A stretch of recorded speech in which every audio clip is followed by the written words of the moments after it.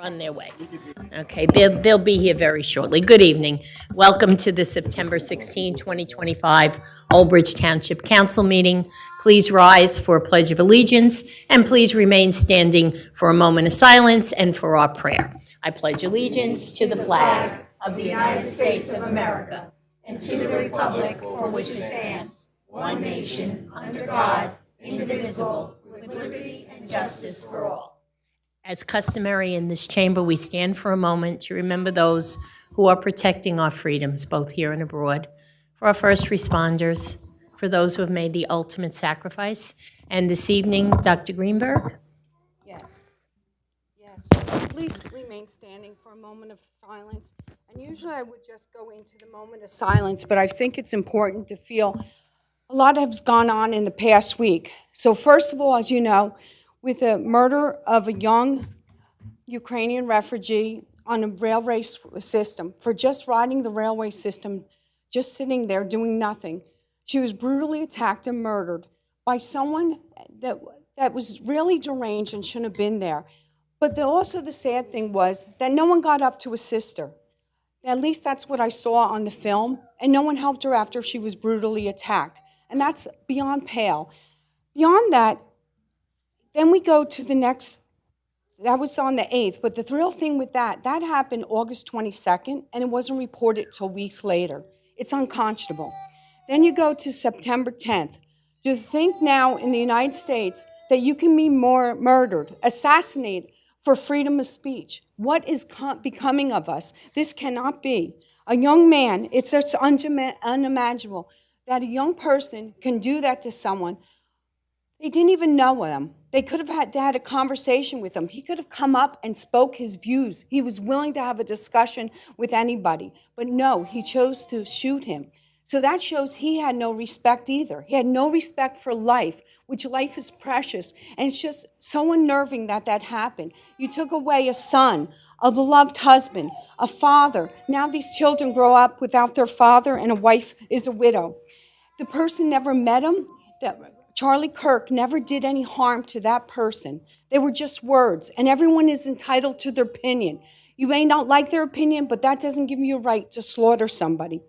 And then we came to September 11th, as we all know what that tragic day did to all of us, and we should never forget. It was 24 years ago, but it is raw in my mind all the time when you see things that are happening all the time, and what has happened to this country since then. We should have unity, and we should all work together. Charlie Kirk was a brilliant individual. He was a patriot. He was a God-loving person. And to be slaughtered is just there's no words. I'm just so sad and devastated that that's what we've come to. So I urge everyone to pause, put down your phones, get off the computer, get off social media if this is what's happening to you. There are more things in life. Find some enjoyment in life. Find something that makes you positive, that you enjoy, and it's out there if you look for it. If you look for bad, you're going to find bad. If you look for good, you'll find good. So Charlie Kirk, rest in peace, my dear friend. You were a patriot, you were a God-loving individual, and pray for his wife and his children and his family. A moment of silence, please.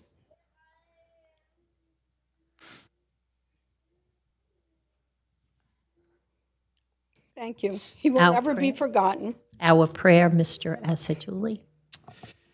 O Lord, bless thy servants in the ministry of public affairs who serve thee in the chamber. Give us quiet minds and hearts that we may hear thy voice. Help us to know when to speak, when to be silent. Give us strength to oppose the wrong and uphold the right. And grant that we have a good conscience and soul at peace with thee and with one another. Amen. Amen. Please be seated. Thank you.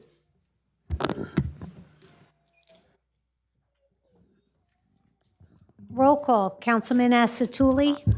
Here. Let the record reflect that Councilwoman DeCaro is absent. Councilman DePalma. Here. Councilman Desai. Here. Councilman Garcia. Here. Let the record reflect Councilman Murphy and Councilman Pasquitti are absent. Council Vice President Dr. Greenberg Belli. Yes, And President. Council President Sohar. Yes, here. This meeting is being held in conformance with the Open Public Meetings Act. Notice has been given to the official newspapers of the Township on January 14, 2025, and has been posted in public places. Next open public meeting of the Township Council will be held on Tuesday, October 14, 2025, at 7:30 p.m. Just to put it on the record, Councilwoman DeCaro is coming up to the dais. She will be marked present. Okay, we're good? Yes, ma'am. Okay, thank you everyone for being here this evening. We're going to start with the Sayrwood South Baseball State Champions 2025.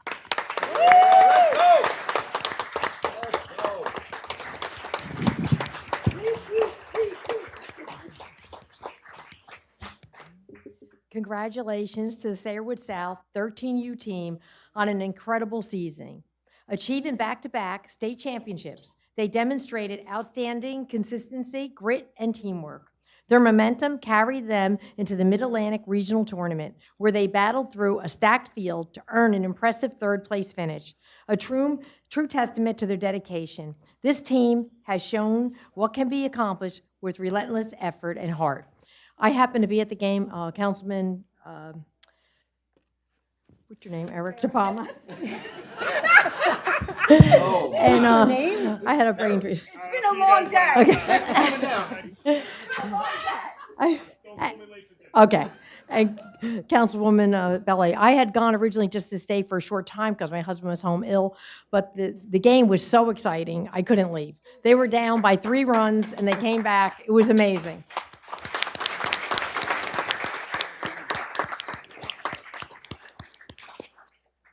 So now I'd like to call up the manager, Brian Burns. Hey, Brian, you're going to talk and announce? Yeah, briefly. Okay. I'll come on this side. Yeah, like I said, I'll keep it very brief. Just want to thank the mayor, the council, for everything that they've done. 2 years Menino Park has been open, 2 state championships.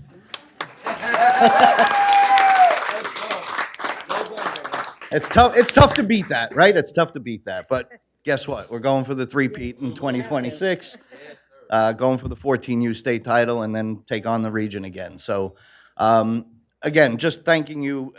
Menino Park has made such an impact. We've hosted over 2,000 games in the last 2 years. And that's a testament to the town putting the project together, working. We're honored that they worked with Sayrwood South, to help get this project done. I see it. Anita just came by. I was going to say thank you to Anita, Lisa, Matt. I'm surprised he hasn't blocked my phone number yet. There he is back there. Just incredible partners. The compliments that we get on a daily basis, hosting tournaments over the weekend, hosting the state tournaments, hosting the regional tournaments, they're already asking us to host multiple regional tournaments next year. So, thank you to the town for all of that. All right, so we'll start with the coaches. So we have Coach Alan Silva.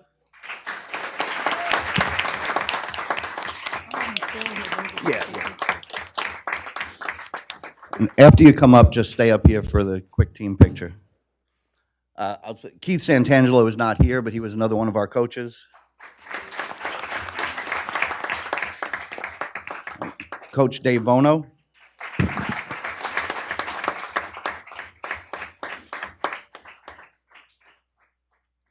All right, now the boys, who it's all about here. Raymond Foley.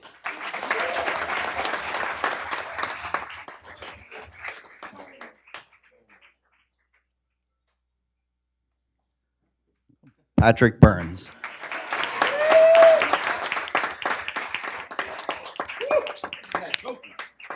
You'll notice we're traveling with some hardware. That's the first of 2 that'll be coming up here with us. Matt Silva.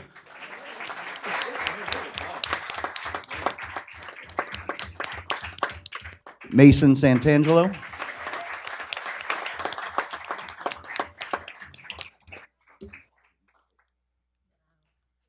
Christian Bono.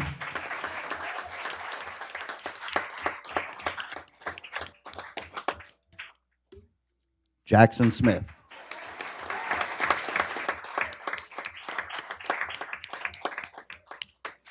Antonio Scaglione.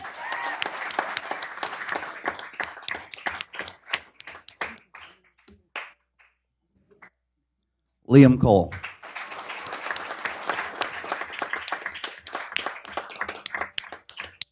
Colton Uvegas.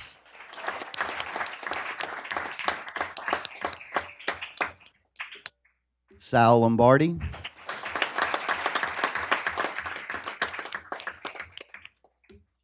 Robbie Hazel.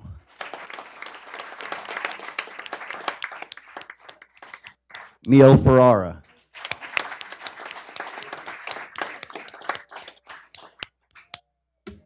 Patrick Hines is not here, but Patrick Hines.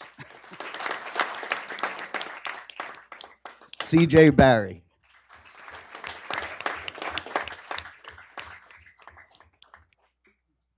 And Leo Pluchino.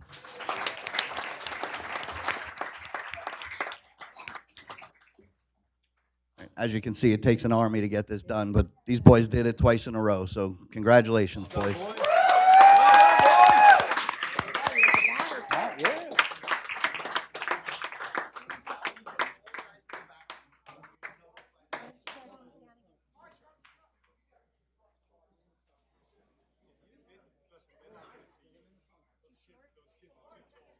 All right, good. I can hide behind.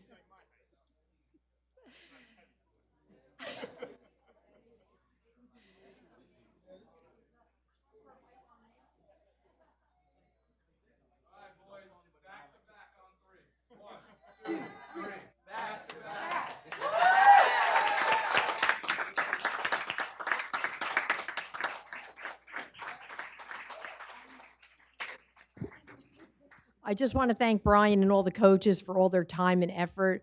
Back-to-back state championship is a pretty amazing accomplishment, and we're looking for next year.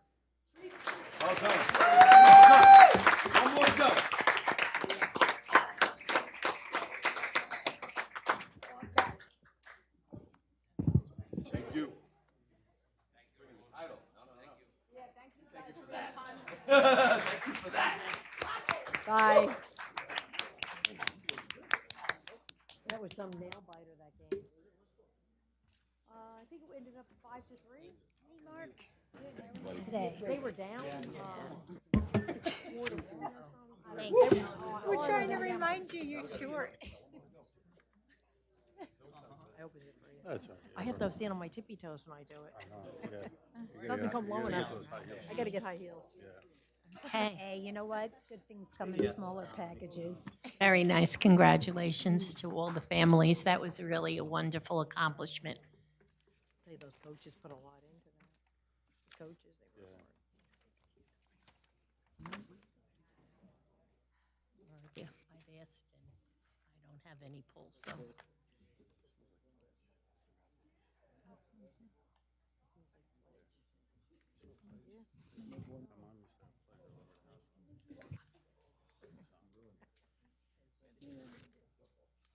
My mother used to use pledge. Okay, well. Thank you all for being here. Next, we're going to introduce our new police officers, something that we're also extremely proud of here in Old Bridge. Good evening. Good evening, Chief. Testing. Good evening. My name is Tom Montagna. I am the Chief of Police here at the Old Bridge Township Police Department.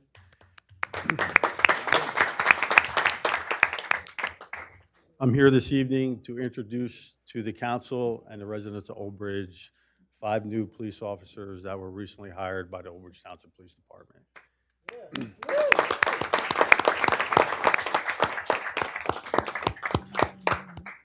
I want to welcome all their family and friends that are here this evening. They went through a pretty intense interview process, and I'm super proud of all the hard work that they put in to get here today.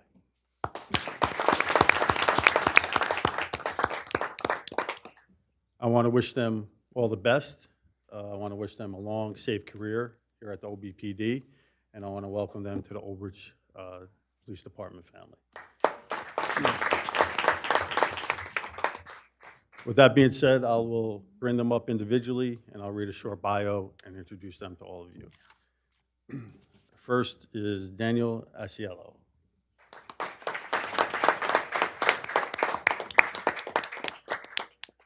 On July 9th, 2025, Officer Daniel Asiello. Oh, hold on. I'm sorry.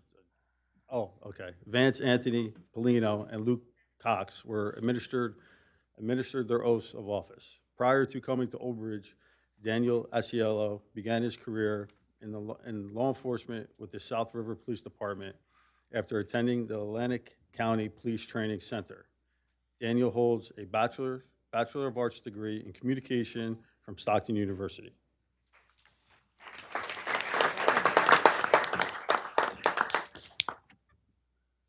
I'm sorry. So I present to you Daniel Asiello. Good job, bud. Good job. Congratulations. Yeah, they can stay up there. Vance Anthony Polino.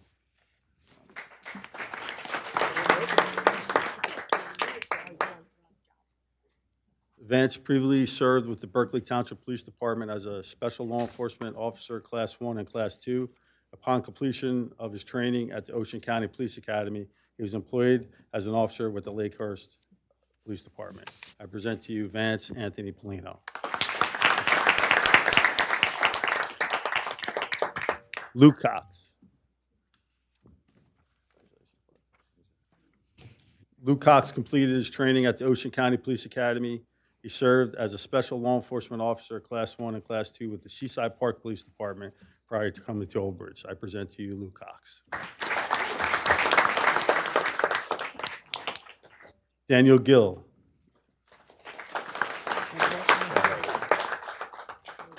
Daniel Gill was sworn in on August 21st, 2025. Daniel completed his training with the Ocean County Police Academy and previously served with the Princeton University Police Department of Public Safety. I present to you Daniel Gill.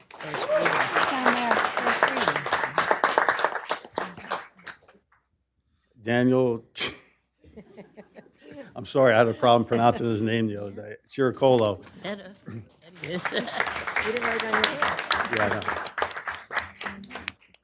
Gerard Chiricolo took his oath of office with the department on September 15, 2025. Gerard received his training from the Monmouth County Police Academy. Prior to being hired by the Old Bridge Police, he was employed as a Special Law Enforcement Officer, Class 2, with the Deal Police Department.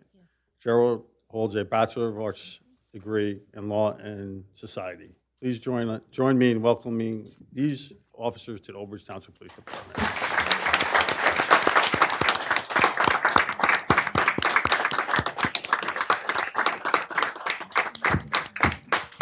I want to welcome all our new police officers to Old Bridge. I want you to stay safe out there, and that's mostly what I wish for you because it's a crazy world out there today. And I had the pleasure of meeting them all personally, and they're such nice, fine young gentlemen.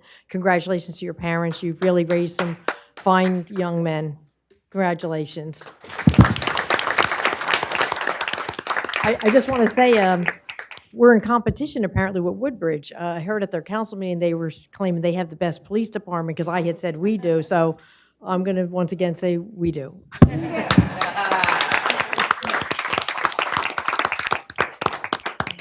All right, guys, congratulations.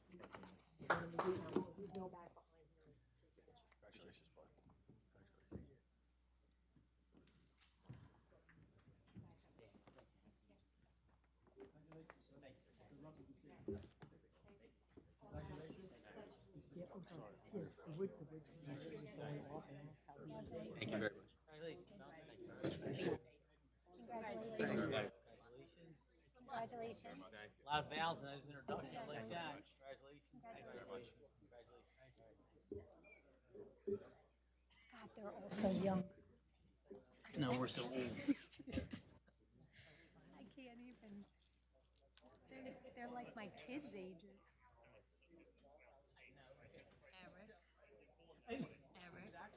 Eric.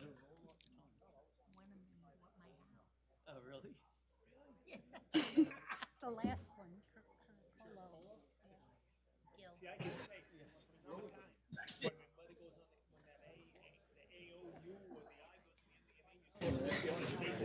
Well, congratulations to all the new officers.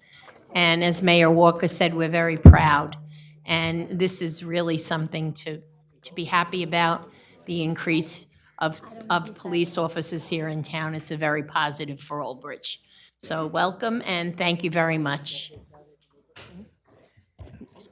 Next is going to be H1, Release of Performance Guarantee, Visions Old Bridge 3, Block 8002, Lot 13, 105, Old Mattawan Road, application 31-2019Z. Good evening.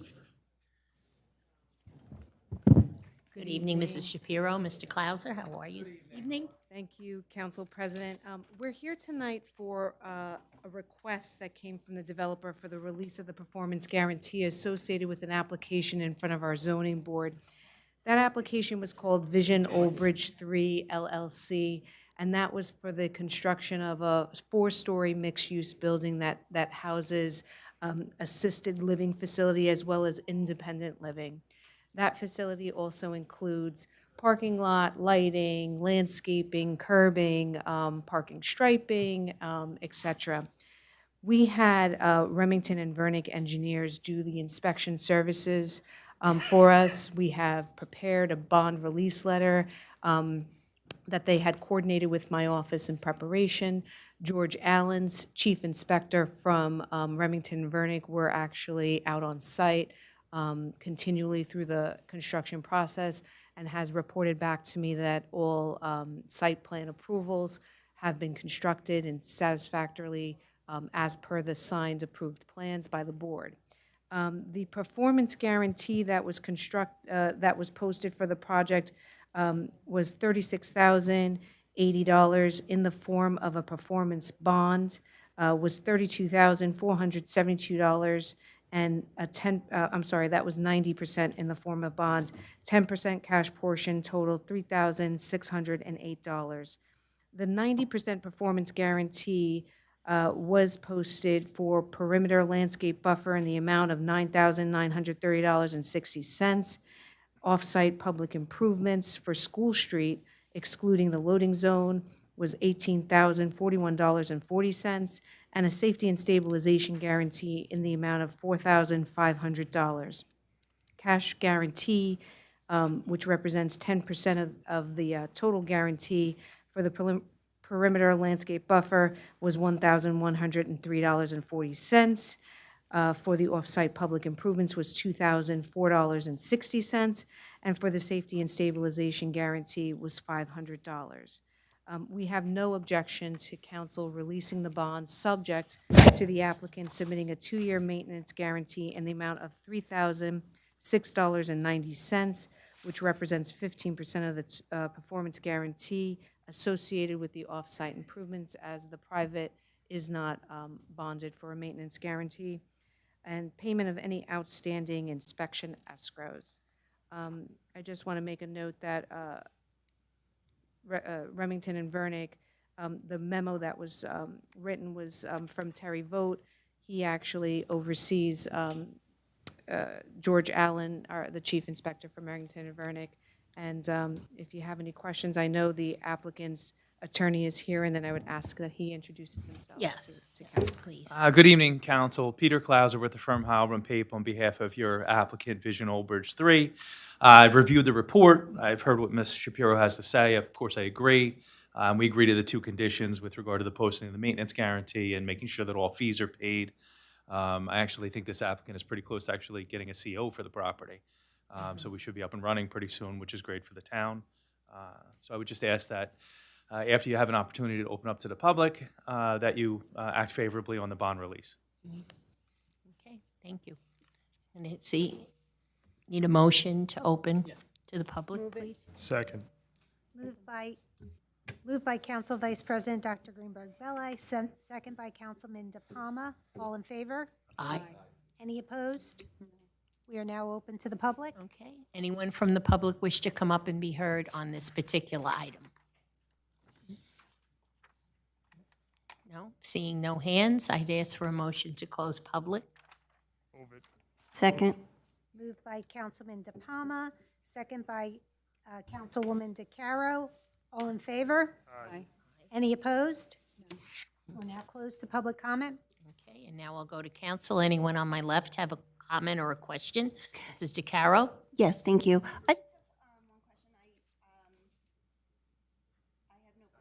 Make sure you're in the mic, please. I'm sorry, I accidentally shut it off. I'm sorry.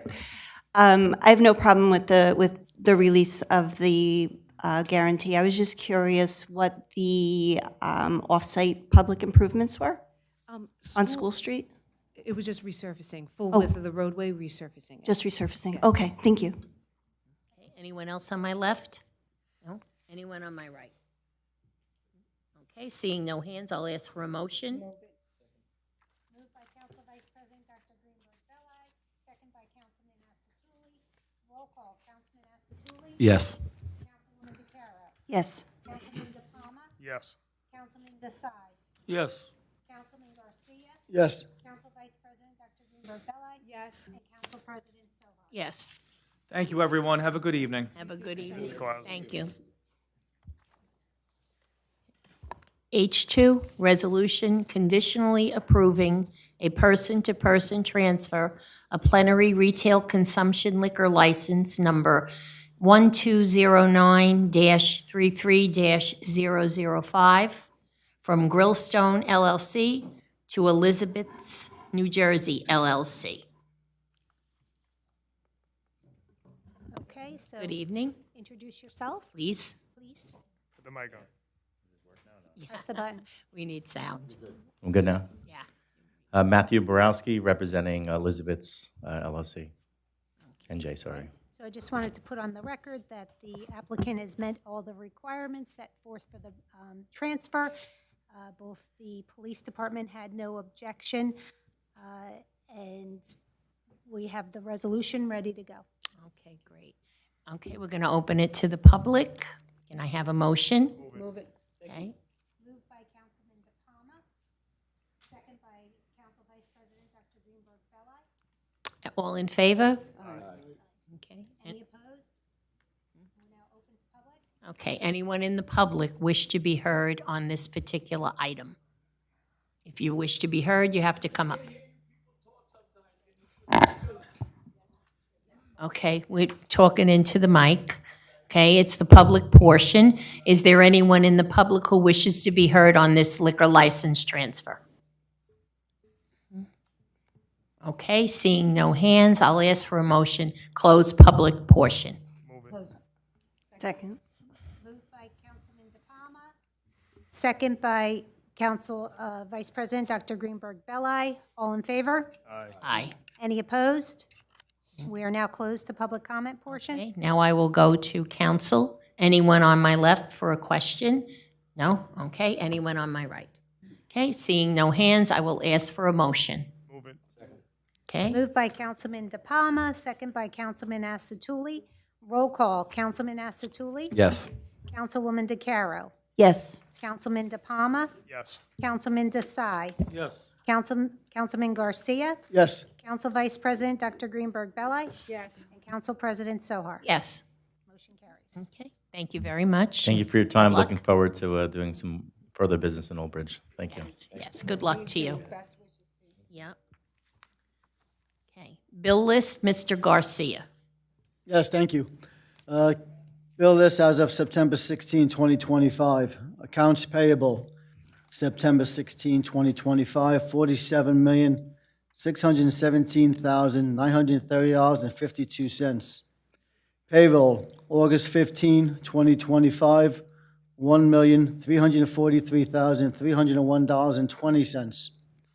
Payroll overtime, August 15, 2025, $51,335.65.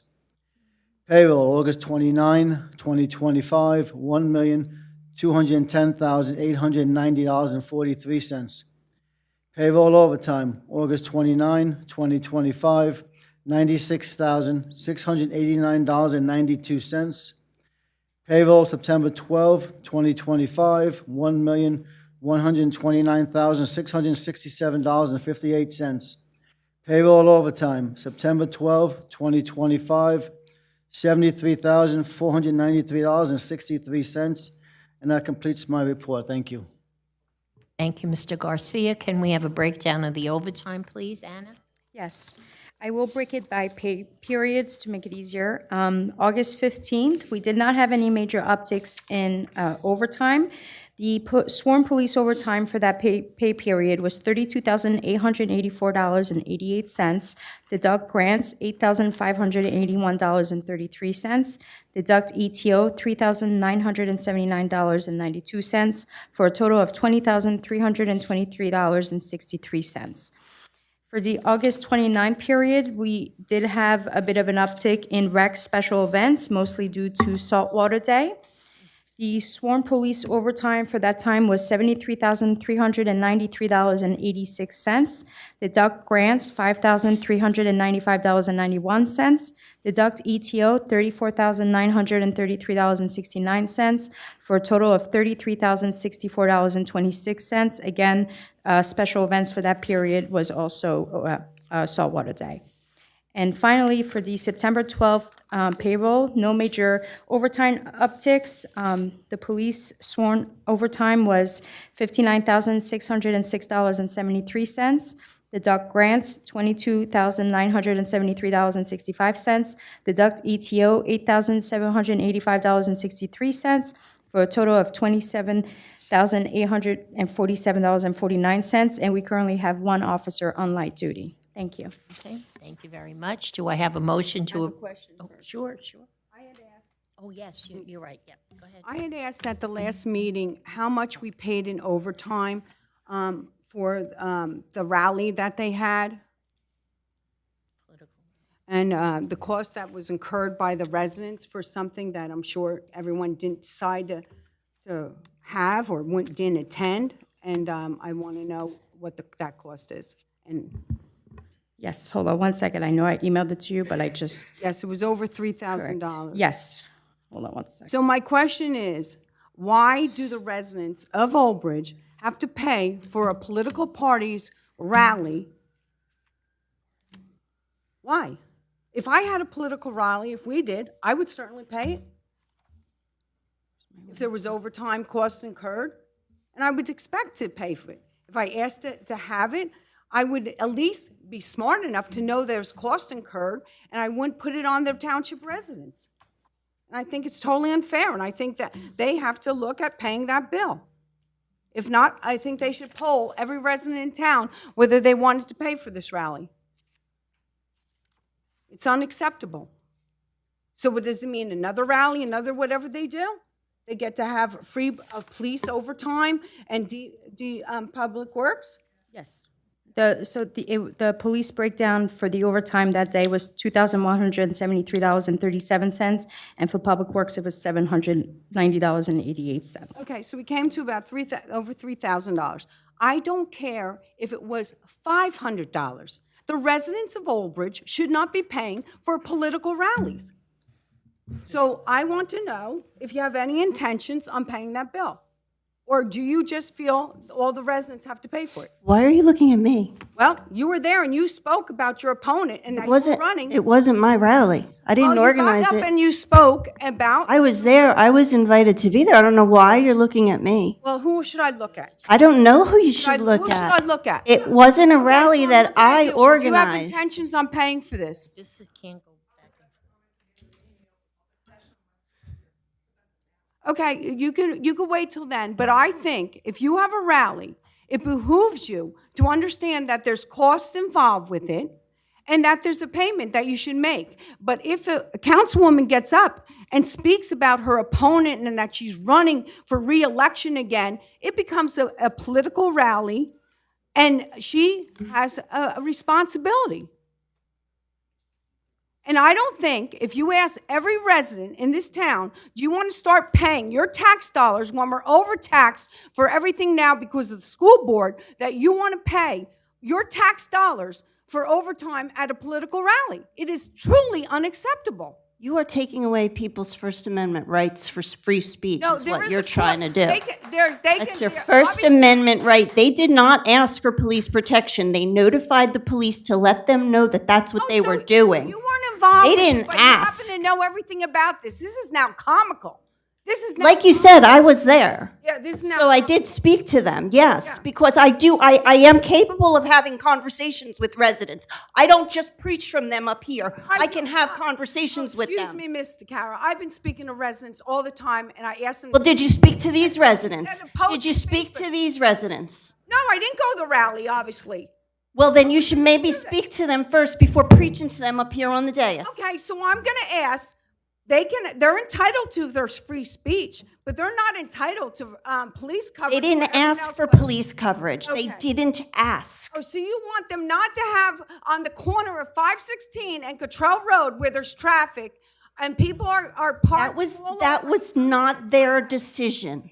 Okay. And if you're going to deny police protection to your residents, that's a problem. I have a problem with that. Because I wouldn't deny police protection. I have a serious problem with your line of your direction here. I have a serious Of course problem. you do. Well, that doesn't surprise me. You know what, Anita? Post You outrage- sit here, you have a campaign rally every single time you're at this dais. Don't No, I even don't. fool I speak anybody. to the truth. I speak to the truth, so that's the problem. No, you don't speak the truth. You speak what you want to hear. You speak Did you ever hear misinformation. the phrase, you And can't you just don't like that I can't You back you can't up. handle the truth. Oh, okay. Now we're quoting Jack Nicholson now. Ladies, Okay. ladies. Oh, excuse me. Oh, just go home and write another mean Facebook post.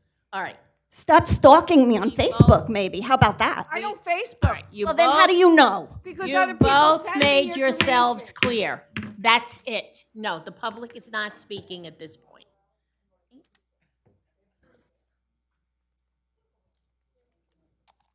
Okay. You've made it, you've made, you're right, your point, and you've made your point, so we're not going any further with this at this point in time. Do we have a motion to? Move it. I'll move it. Moved by Councilman DePalma. Do we have a second? Second.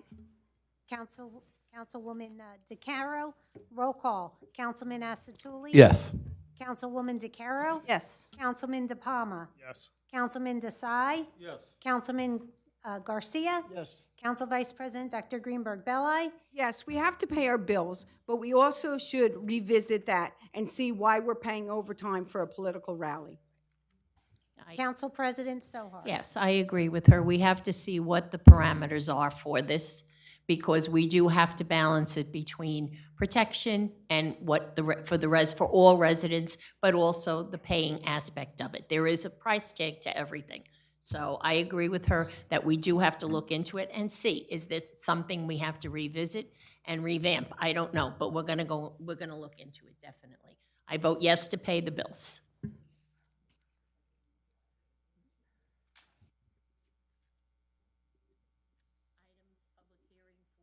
For second reading, H1, ordinance authorizing acceptance of deed from K. Hovnanian at Old Bridge LLC for recreation use at Block 13326, Lot 1.11. I'd like to open it to the public. Do I have a motion? Move it. Moved by Councilman DePalma, second by Councilman Asatuli. All in favor? Aye. Any opposed? We are now open public comment portion on this item only. Is there anyone in the public who would like to be heard on H1? Okay, seeing no hands, then I will close the public portion. Do I have a motion? Move it. Councilwoman DeCaro, second by Councilman Asatuli. All in favor? Aye. Any opposed? Hearing none, public comment portion is closed on this item. Okay, I will go council. On my left, anyone for H1? Okay, Mrs. DeCaro? Yes, I would just like for the public knowledge to let them know exactly where this is located. It says the block and lot, but if we can just let the public know exactly where this is going to be. Right. I just- Anna, you want to give an overview? Yes, I believe it's off of Old Bridge. It's on Trans, yes. Correct. So it's a playground that has been deeded over to us now. So we had to do our due diligence, and our playground employees that we have, and also our PMA, our insurance company, went out there and made sure that the playground was turned over to us in proper condition, and now we will be responsible for maintaining that playground and the area, so it will have its routine inspections every year and things like that. Okay, thank you. No problem. Definitely giving more recreation to that area. Anyone else on my right? Oh, Mr. Desai, certainly. Mr. Desai, could you put your mic on? Thank you. Acreage, how many acre? It's very small. It's literally the playground. It's the playground area, that's it. Okay, Yeah, only playground. yeah. Okay, thank you. Anyone else? Okay, seeing no hands, then I'll ask for a motion. Second. Moved by Council Vice President Dr. Greenberg Belli, second by Councilman DePalma. Roll call. Councilman Asatuli? Yes. Councilwoman DeCaro? Yes. Councilman DePalma? Yes. Councilman Desai? Yes. Councilman Garcia? Yes. Council Vice President Dr. Greenberg Belli? Yes. Council President Sohar? Yes. 7 yeses, motion carries. H2, ordinance amending Chapter 351 of the Township of Old Bridge entitled Personnel Policies by amending Section 351-5 Vacations. I'd like a motion to open it to the public. Moved by Council Vice President Dr. Greenberg Belli, second by Councilman Asatuli. All in favor? Aye. Aye. Any opposed? Hearing none, we're open to public comment on this item only. Okay, anyone want to come up and speak about H2? Seeing no hands, I'll ask for a motion to close public. Second. Moved by Council Vice President Dr. Greenberg Belli, second by Councilman DePalma. All in favor? Aye. Any opposed? Hearing none, we are now closed to this item on the agenda. For the public, okay. To the public, I'll go to sorry. council. Council on my left, anyone? On my right? Okay, I need a motion. Moved by Council Vice President Dr. Greenberg Belli, seconded by Councilman Asatuli. Roll call. Councilman Asatuli? Yes. Councilwoman DeCaro? Yes. Councilman DePalma? Yes. Councilman Desai? Yes. Councilman Garcia? Yes. Council Vice President Dr. Greenberg Belli? Yes. And Council President Sohar? Yes. 7 yeses, motion carries. H3, ordinance approving an application for financial agreement and the financial agreement with Vision Old Bridge 3 Urban Renewal LLC. Do I have a motion to open to public? Second. Moved by Council Vice President Dr. Greenberg Belli, second by Councilman DePalma. All in favor? Aye. Any opposed? Seeing none, we're now open to public comment on this item only. Okay, anyone in the public wish to comment on H3? Okay, seeing no hands, I will ask for a motion to close the public. Motion by Councilman Asatuli, second by Council Vice President Dr. Greenberg Belli. All in favor? Any opposed? We are Okay. now closed to this item on the agenda, closed to the public. Council on my right, left rather. Okay, Mr. DeCaro? Yes, so this is essentially the financial agreement for the bond guarantee release that we just did? No? Yes? It's the same entity. It's the same entity, entity, same entity, yes, yes. the same Okay, entity, Same yes. entity. Okay, I'm just curious, so this is a pilot agreement, right? Correct? That's a more common name, yes. More common name, okay. So, can you tell me, do we have an idea of what the anticipated revenue is? So, yeah, there's a certain section, and obviously, the way these analyses are done, and the town retains a consultant, Phoenix Advisors, who help negotiate it's called the service charge, and that's the payment in lieu of taxes. And basically, it's a three-prong approach. It's usually, the payment is the greater of a dollar per square foot amount, the percentage of gross revenue, which is permitted under the statute, and then the percentage of conventional taxes. So obviously, what usually happens is the applicant in year one, the urban renewal entity, are making an estimate because they're not operating. And typically, then after a year, adjustments are made.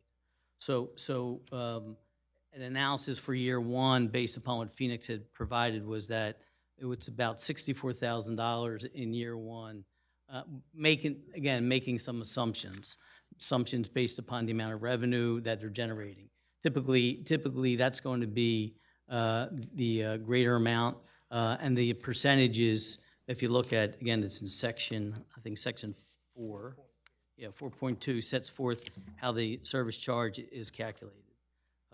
But that would be in year one, and then every year you would look at that, and there's an analysis done. Now, what happens as part of the service charge, there's two components.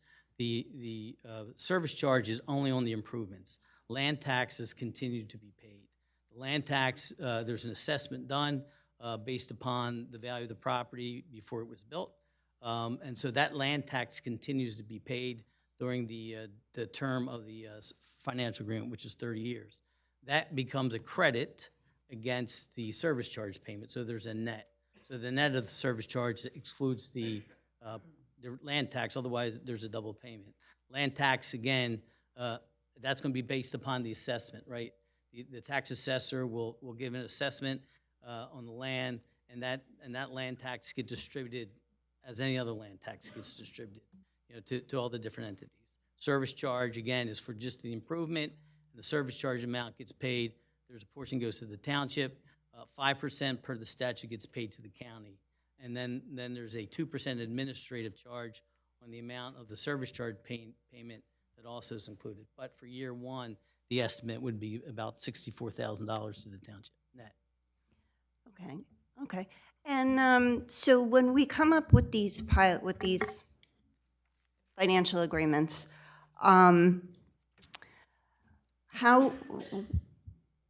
so that means that we're going to be taking in $64,000 extra in revenue, right?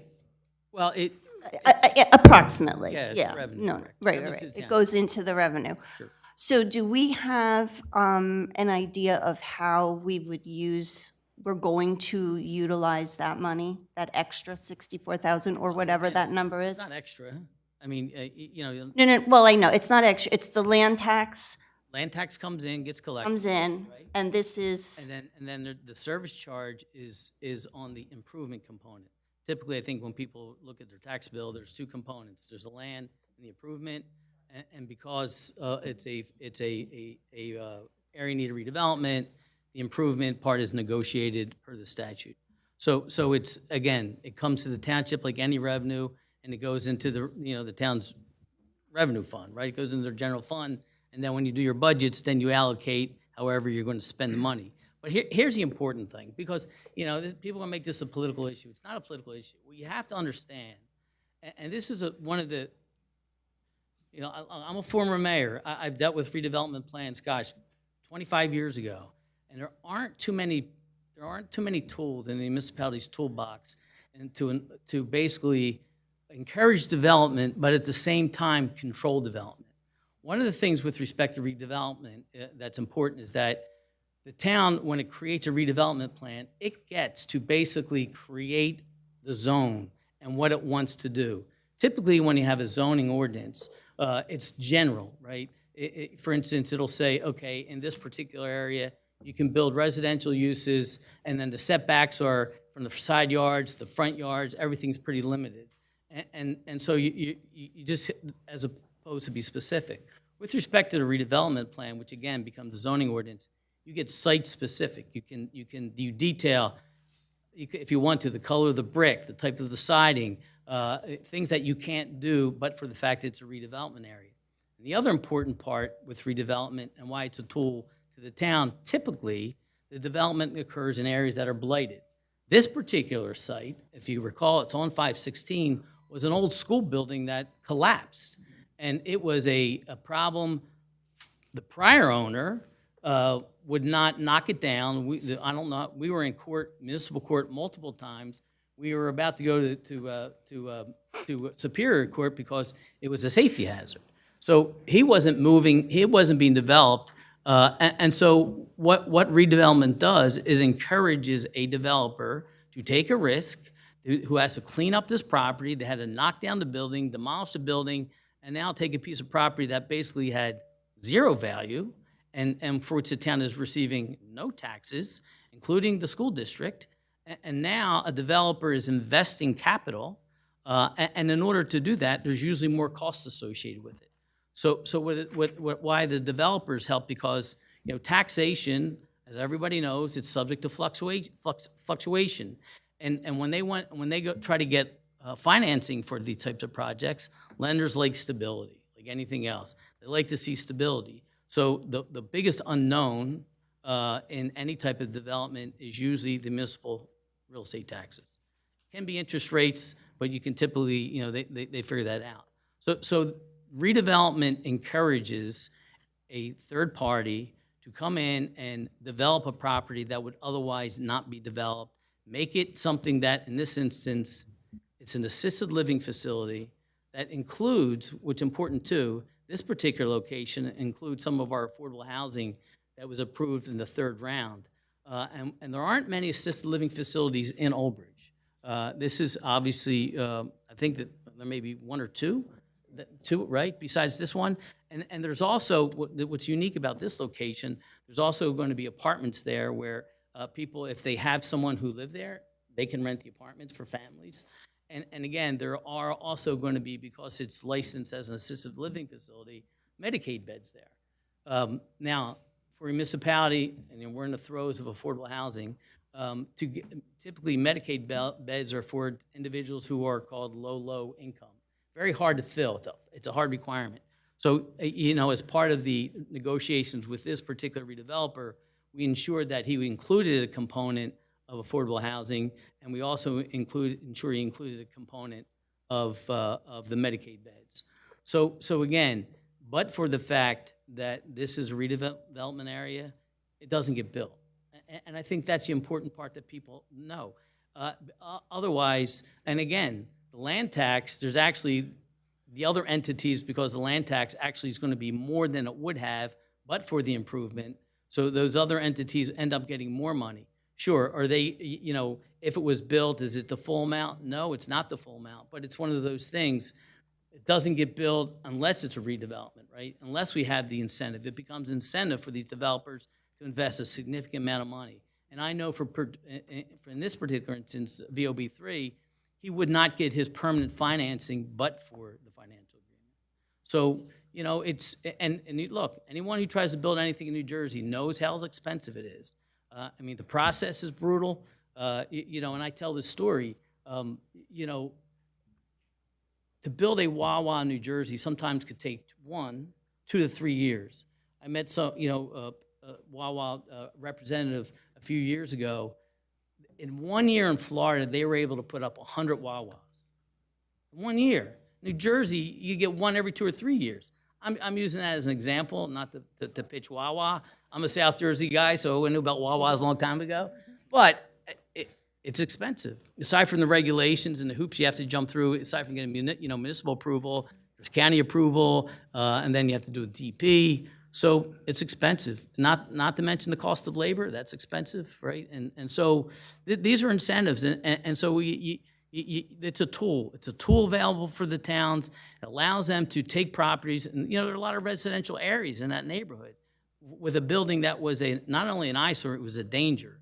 And now you had someone who took on a risk to redevelop it, make it, and if you look at it, it's a really nice looking building. It's going to provide a service to the town, a needed service. So, yeah, I mean that's one of the things you have to use, and I think it's foolhardy to think, well, you know, towns are, by using redevelopment, they're just, you know, they're ignoring the school district. Well, no, they're not, because this property doesn't get built. The taxes aren't going to be paid. You're still getting the taxes, you know, the land component of the taxes, so that revenue's still coming in. But, you know, the town's also not recognizing as much tax dollars it would have if it was ordinarily taxed as well, right? So they sort of, quote, take a haircut. But, you know, that's the way the law is. So, you know, that's the important part. But again, going back to your question, sure, right, the revenue comes in, and then ultimately allocation of revenue is a budgetary process. So it goes into the general fund? Yes. That's the, okay. All right. Okay, thank you. I have to think about this. God bless you. Yeah, so one of the things Mark actually stole probably 95% of what I was going to say I didn't about know what it. it was. It's all right, listen, it's better coming from the That attorney. better come from you, well done. The one thing I just wanted to also make folks aware of, these financial agreements aren't tax abatements, right? So as a lot of folks are from the New York City area, and when you hear when folks say tax abatement, it's typically you're only paying a percentage of what that tax is over a certain amount of time, then it escalates up. That's not what this is, as our attorney made it clear, it's only on the improvement value. So for instance, if this property is paying $10,000 a year based off of the assessed value of the property today, that will continue to go forward, and that, the 60% that would go to the schools, the, X percent that comes to us, the X percent that goes to the county will still continue. It's just the percentage, it's the amount of the improvement value that it's on. So folks that thinks that we are giving anybody a tax-free run, that does not happen in this state. And I think we all know, I doubt the state of New Jersey will allow anyone to get away with not paying taxes. So I just want to make sure that we're clear on that, because there is some confusion based off of where you come from. It cannot be New York, you could be in other parts of the country as well. There are different incentives that each state would do in order to incentivize building in certain areas. This is just what the state of New Jersey offers.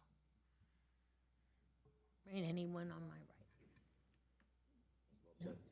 Okay, all right, then seeing no other hands, we had opened it before to the public. I will ask for a motion. Motion by Councilman Asatuli and second by Council Vice President Dr. Greenberg Belli. Roll call. Councilman Asatuli? Yes. Councilwoman DeCaro? Abstain. Abstain, I'm sorry. Councilman De Palma? Yes. Councilman Desai? Councilman Garcia? Yes. Council Vice President Dr. Greenberg Belli? Yes. Council President Sohar? Yes. So we had 6 yeses and 1 abstention. Motion carries. H4, ordinance amending Chapter 108 of the Code of the Township of Old Bridge entitled Construction Codes Uniform. I need a motion to open to the public. Move it. Moved by Councilman De Palma, second by Councilman Garcia. All in favor? All in favor? Any opposed? We are now open to the public for comment on this item only. Does anyone have any comment on H4? You can come up so they can.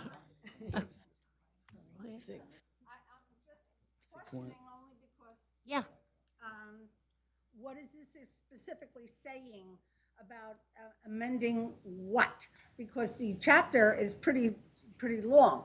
I mean, I just was looking. Yeah. So what is this meaning that they're going to be amending what from that? Yeah, that, yeah. I thought I had a loud voice.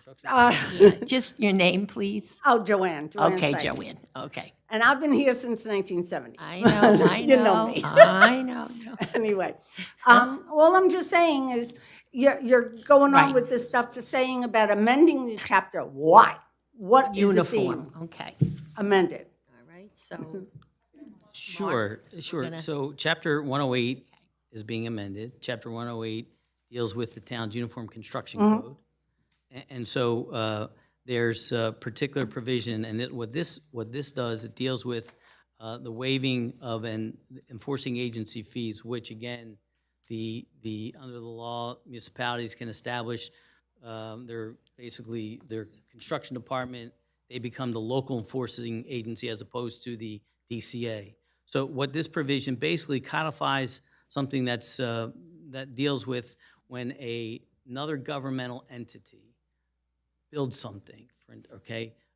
Then this would say that, for instance, the MUA. The MUA, we're going to build a building, do improvements, or another government agency, what this says is that the town agrees that they will not charge there's two fees that get charged.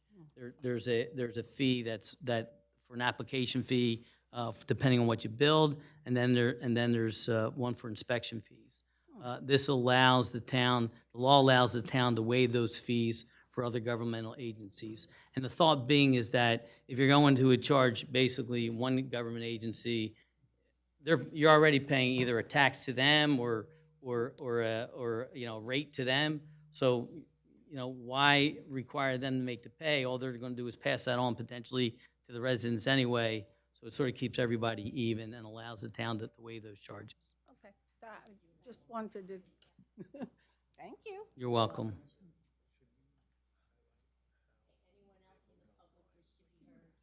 On H4. The ordinance? No. Seeing no hands, I'll ask a motion to close public. Motion by Council Vice President Dr. Greenberg Belli. Can we have a second to close? Councilman Asatuli, all in favor? Aye. Any opposed? Hearing none, we're now closed to this item on the agenda to the public. Anyone on the left rather, yes. More of a point of information for folks. So if you want to see the items beforehand that are being changes to any of the ordinances, if you go on the Township website and you go to the council agenda, you click on the agenda and you go to the specific hyperlink of the item, it'll actually give you the ordinance and it's bolded and underlined all of the items that are being added, and anything that's being taken out would be struck through. So if you do have questions about the exact verbiage that's on there, you could just go on the oldbridge.com website, and it'll all be there in the council agendas. Changes are being made. Yep. Anyone else? No? Okay, seeing no hands, I will ask for a motion. Motion by Council Vice President Dr. Greenberg Belli, second by Councilman Asatuli. Roll call. Councilman Asatuli? Yes. Councilwoman DeCaro? Yes. Councilman DePalma? Yes. Councilman Desai? Councilman Garcia? Yes. Council Vice President Dr. Greenberg Belli? Yes. Council President Sohar? Yes. 7 yeses, motion carries. FR1, ordinance for first reading. Ordinance amending Chapter 39 of the Code of the Township of Old Bridge entitled Animals by amending various sections. Do I have a motion? Move it. Motion by Council Vice President Dr. Greenberg Belli, who seconded? Councilman Asatuli. Roll call. Councilman Asatuli. Yes. Councilwoman DeCaro. Yes. Councilman DePalma. Yes. Councilman Desai. Yes.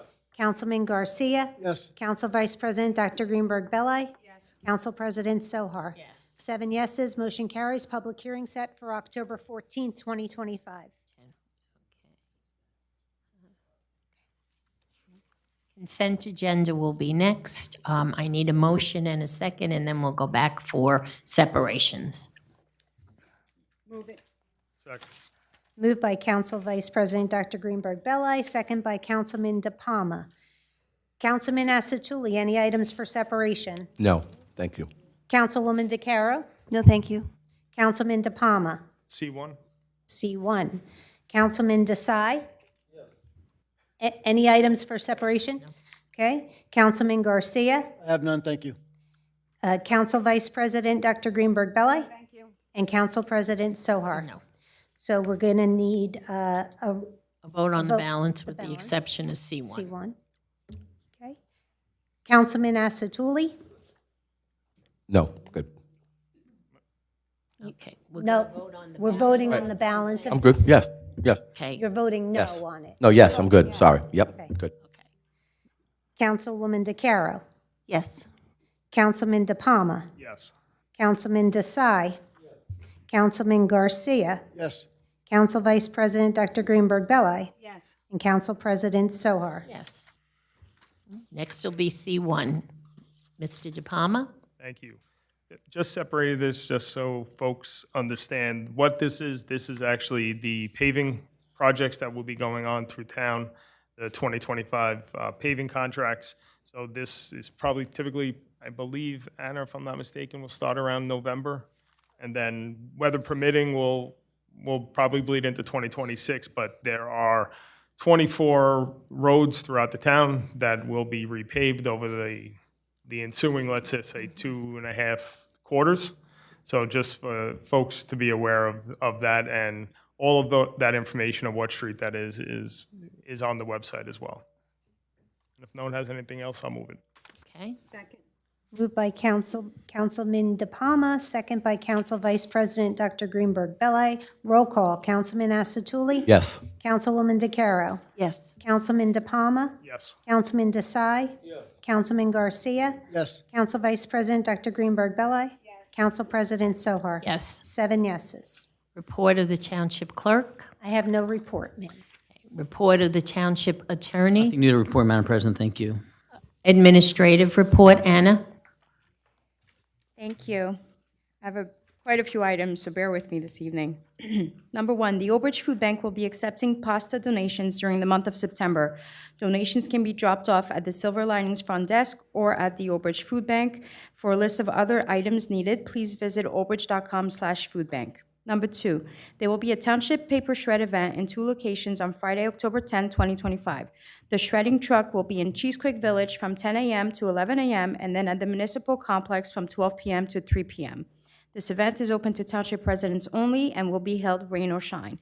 Full details can be found at oldbridge.com/recycling. 2025 Annual Road Resurfacing Program. On August 8, 2025 at 1 p.m., bids were received, open, and read in public for the 2025 Annual Road Resurfacing. Based on the review of the bids, we recommend that the 2025 Annual Road Resurfacing Project be awarded to P&A Construction, Inc., which you just approved. This project is for the resurfacing of 24 township roadways. In general, the work includes milling, resurfacing, pavement striping and markings, installation of under drains, and construction of ADA-compliant curb ramps. Construction is scheduled to begin in fall of 2025 for the duration of 90 calendar days. Award of this contract has been included on tonight's consent agenda, with construction to begin later this fall. Please visit oldbridge.com/projects to view the contract plans. 2025 CDBG Road Reconstruction.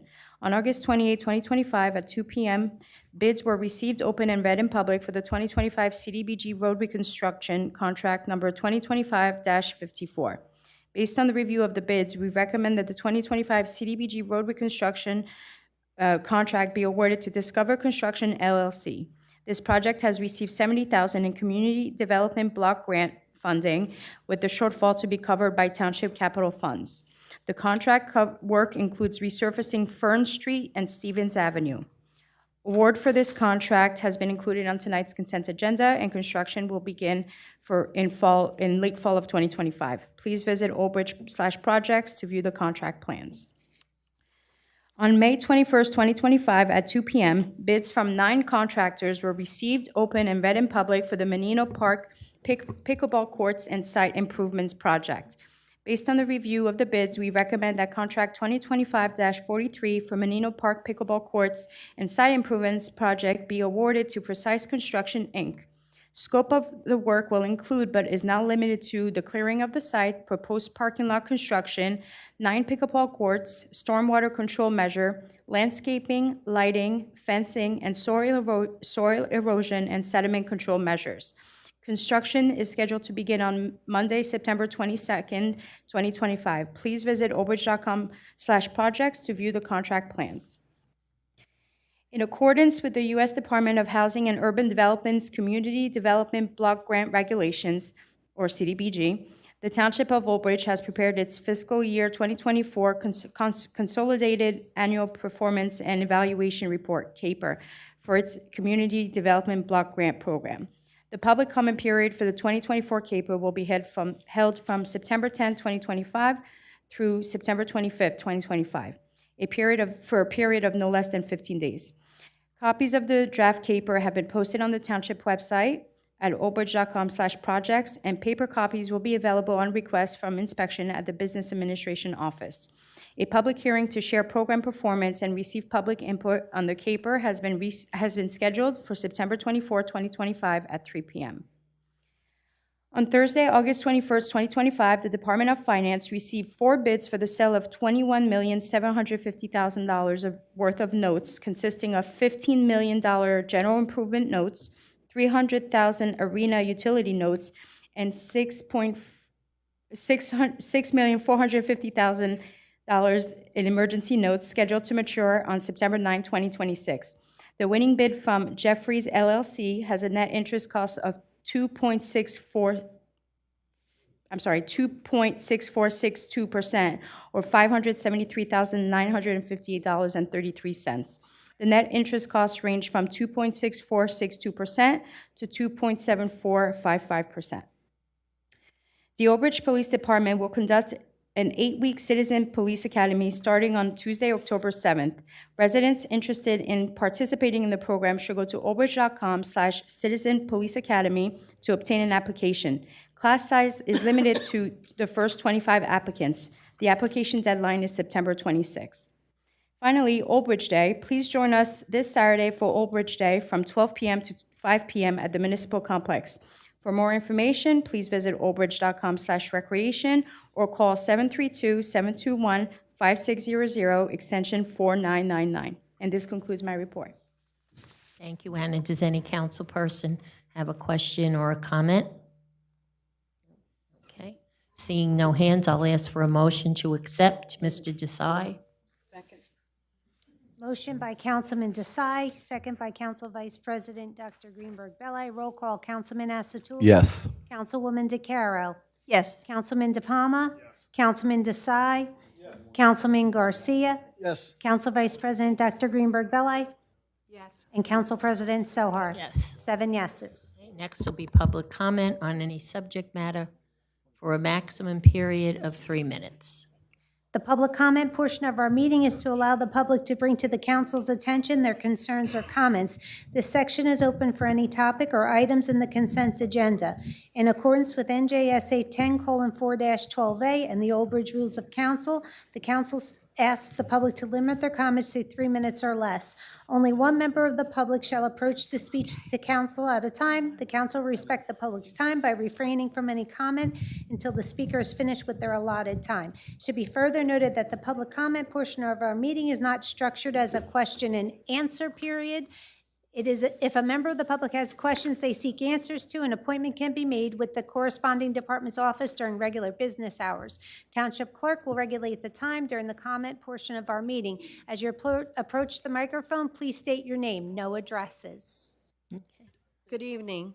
My name is Ruth Queen, and I've happily been a resident of Old Bridge for over 37 years. When we, the residents of Old Bridge, were first told about the warehouses and developments, we were promised millions of dollars in ratables or tax revenue in return for the traffic, loss of green space, and truck pollution that the warehouses and construction would bring. And yet our taxes continue to rise. Last month, this council reported that the pilot agreements, payment in lieu of taxes, that the developers of the warehouses got brought in less than $300,000. This is not acceptable. We, the people, want to know where our money is going. We want to see the pilot agreements published on the town's website for all to see. We want to know how much money has come in and where exactly it is going. A petition has been circulating among Old Bridge residents for the last few weeks. There are well over 400 signers. I would like to present the petition here today.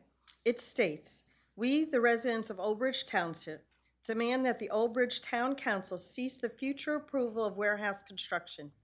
Any further warehouse construction and/or pilot agreements should be brought to the town via referendum on election day to let the residents decide. Furthermore, we demand that the Old Bridge Town Council, 1, publish the terms of the previous pilot agreements entered in between the town and the developers so that all residents can review. 2, report to the residents of Old Bridge exactly how much revenue is coming in via these previous pilot agreements. 3, report to the residents of Old Bridge exactly how that revenue is being spent. I hope you all listen to us and respond accordingly. Thank you for listening. And I have the, with everyone's comments and the petition and everyone's names and where they live in Old Bridge. And I want to know who takes that. Is that you? Okay. And again, thank you for listening to us.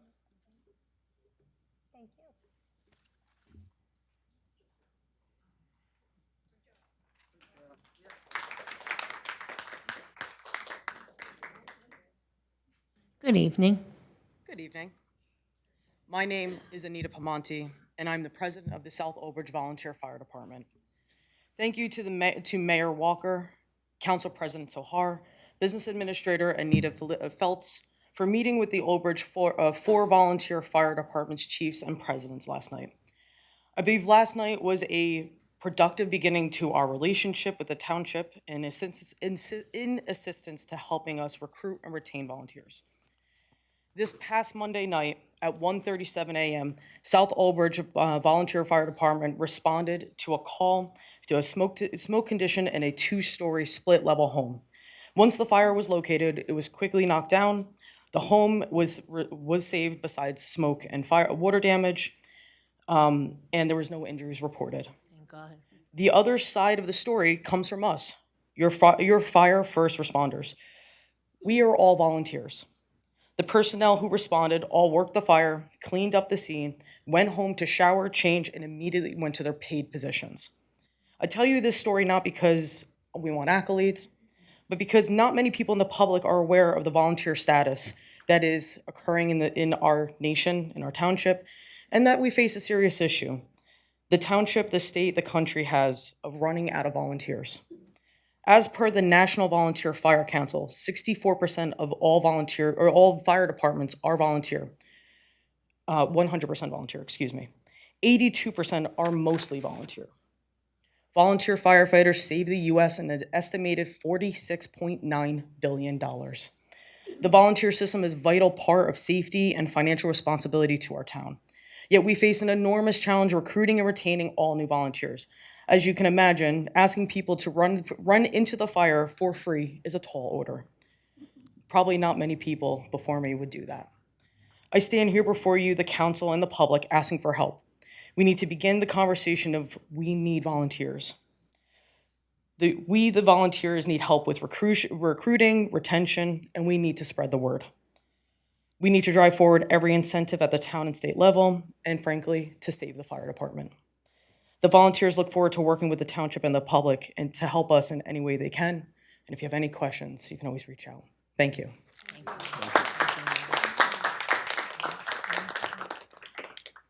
Good evening. It's great to be back. I haven't been here in 11 years. Oh, jeez. Drop the mic. I got it. Drop the mic. When I got here 11 years ago, Owen Henry was running. Sir, for can you mayor. just state your name, too? Yeah, it's Dr. Sam Gallucci. And the last time I was here, Anita and Deborah was running for town council, and Owen Henry, and we wiped out the competition, and they all got elected. So here I am, and why I'm here tonight is for a couple of reasons. We all know that New Jersey pays the highest property taxes in the nation. And the property taxes in Old Bridge are out of sight. It's taking food from families and taking money from folks that need to pay their mortgages. It's systemic. It's got to stop. I was with Jack Citarella this past week. This is a priority to him. And I'm here for two reasons, actually. Listening to this has been rather entertaining tonight, better than watching some of the TVs. I think I'll attend more of these conferences and council meetings. But one, there should be a freeze on overtime. There shouldn't be overtime unless it's an emergency. We're already overtaxed. Why are we spending money on overtime? And who's making these decisions? Two, I'm for the police. I worked with the state police, but I noticed we got 4 or 5 new policemen. Why? Do we need them? Who approved that? I mean, I don't know. So these are just questions I'm posing, but the real question is, I'm looking for solutions to deal with the Board of Education. And I talked at length with Jack on this last week. I mean, the school budgets are a malignant cancer. They keep on growing. And most of the residents of this town and most towns are apathetic.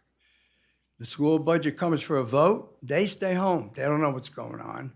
But all those self-interest groups that want the raises, they get all the people out to vote and they get these school budgets passed, and it's not sustainable. Okay, so my question to this council is, I am willing to work with a coalition. I have a doctor's degree in education and psychology. I was assistant professor at Manhattan College. I taught at South Plainfield, South River. I coached, okay? Can we get a coalition together of residents, of teachers, to come to some type of consensus and solutions to reduce these budgets because they're not sustainable? And we just sit here and it can't keep on going on.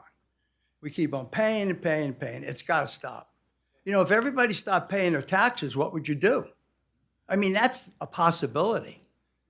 People just don't pay the tax. You're going to go out and foreclose on everybody's house? I don't think so. Sorry, sir, That's it. that's your time. So I'm open to work with you folks, and I'm open to give my Thank time. you. We have to stop, Okay. otherwise. So let me know if that's doable. Thank you. Thank you.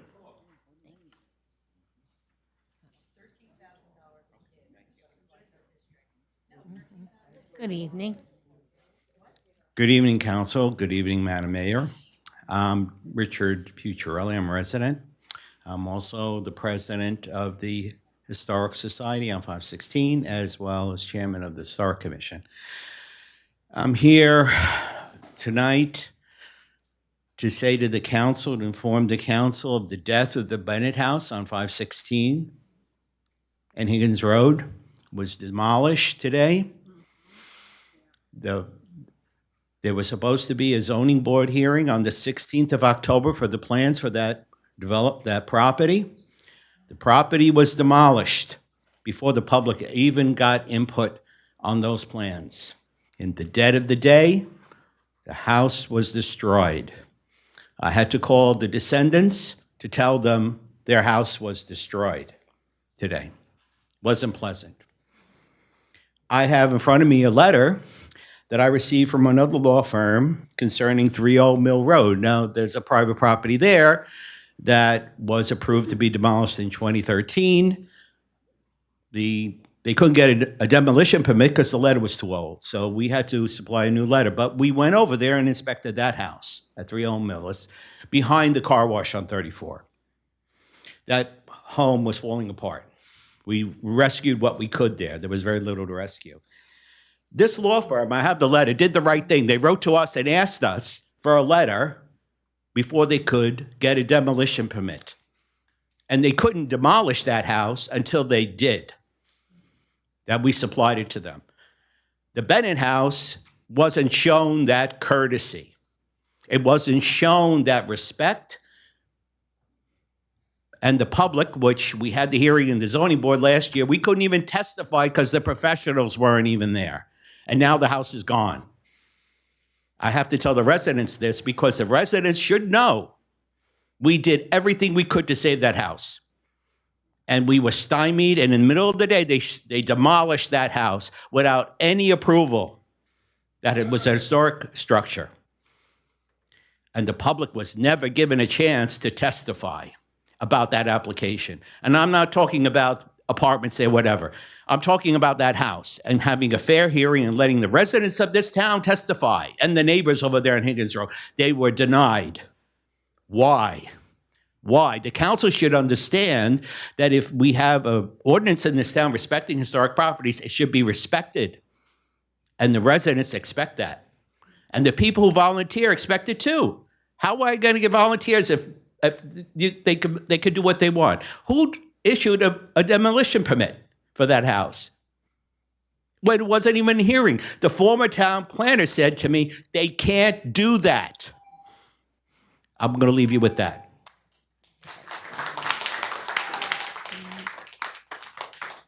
Okay. Is there anyone else in the audience? Good evening. I'm going to add some context to the comments that were made earlier. My name is Leanne Allen. I'm an Old Bridge resident and one of the volunteers who helped organize the rally on July 17th, referenced at last month's town council meeting and tonight. Citizens gathered in Old Bridge that day to protest recent legislation and what they felt strongly to be increasing threats to civil liberties, rights, and protections. Speakers that day, including remarkable youth speakers, spoke to this message specifically. I'm here tonight because I was shocked that despite overwhelming support from passersby and community members and residents online, and despite a cooperative effort between residents and the police department that any township would have been proud of, the response of the council vice president at last month's meeting was to suggest residents be held financially responsible after the fact for police protection and other services that we never requested. The department was notified of our intent to assemble. We were prepared with a team of volunteers who were briefed ahead of time regarding their requests. We assembled peacefully on public property, in parks, and without incident, without incident. Citizens are protesting on public sidewalks and in parks and spaces across the country every day unassisted. But our department planned to remain present that day because it was the right thing to do, and they served the residents of this community with extraordinary professionalism, regardless of our political affiliation. Additionally, the councilwoman then went on to suggest other taxpaying residents be notified of the expenses incurred that day, as if we ourselves are not also taxpaying residents deserving of public services, unless it aligned with a certain political belief. And instead of taking an opportunity to connect and communicate with us, as the other councilwoman mentioned, the council members' response was to use the opportunity to frame our assembly as a political stunt, promoting further division among community members. Your position isn't permanent, council vice president, but your legacy will be. And you risk setting a dangerous precedent here. One day there may be someone else in that seat, and you risk telling all the residents that regardless of your party or your message, if you and others who support you speak up, whoever sits there can decide if you are deserving of police protection. And if you assemble and speak up anyway, under your First Amendment right, that it is reasonable and rational for that sitting council member to use their platform to rally others against you. I'll close by reminding everyone that political tensions are either fueled or quelled here in our communities where we are residents and neighbors first, and we have an opportunity here in Old Bridge to be an example, not just the residents, but also the leadership. As we navigate this difficult time in our nation's history, I hope that the council, and maybe more importantly, the residents, will reflect on the consequential impact of comments like those made at last month's meeting, and remember the burden of responsibility that these seats carry to either lead or divide us, and that even vague hints of intimidation or retaliation towards residents who speak up, regardless of which party or individual sits at the helm, should never be acceptable.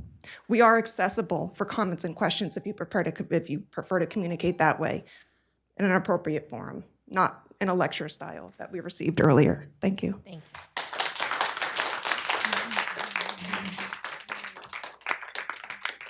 Good evening. Is it possible to have this disseminated to the council before I speak? Thank you. Thank you.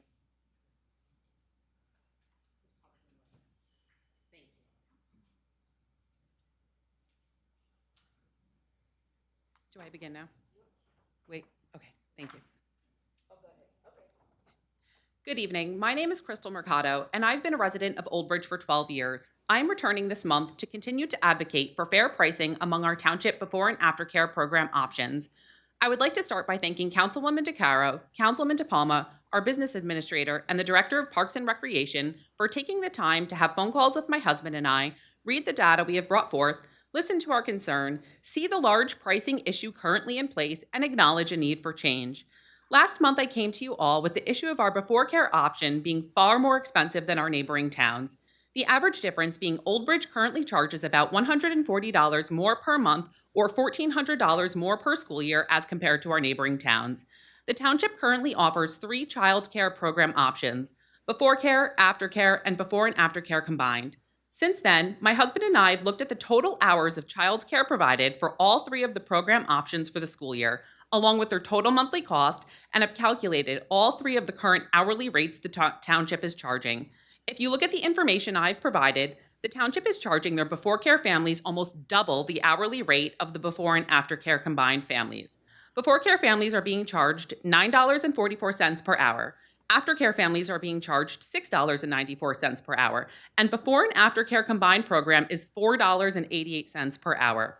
The follow-up conversations my husband and I have had with our township representatives made us aware that the severe price discrepancy and unfair cost to the before care families is being addressed and that change is on the horizon.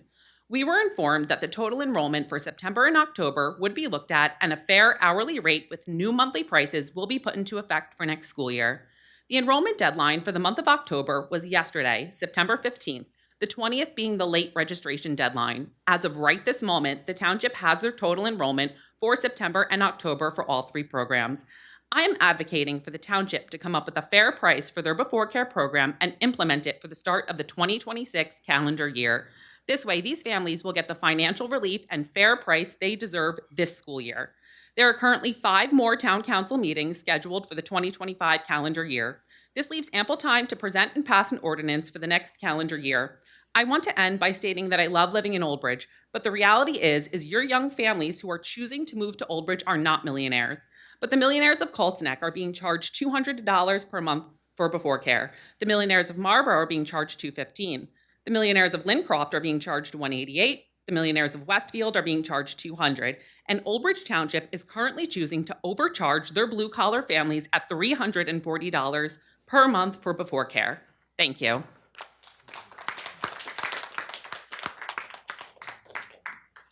Okay, thank you. Is there anyone else in the audience who wishes to be heard?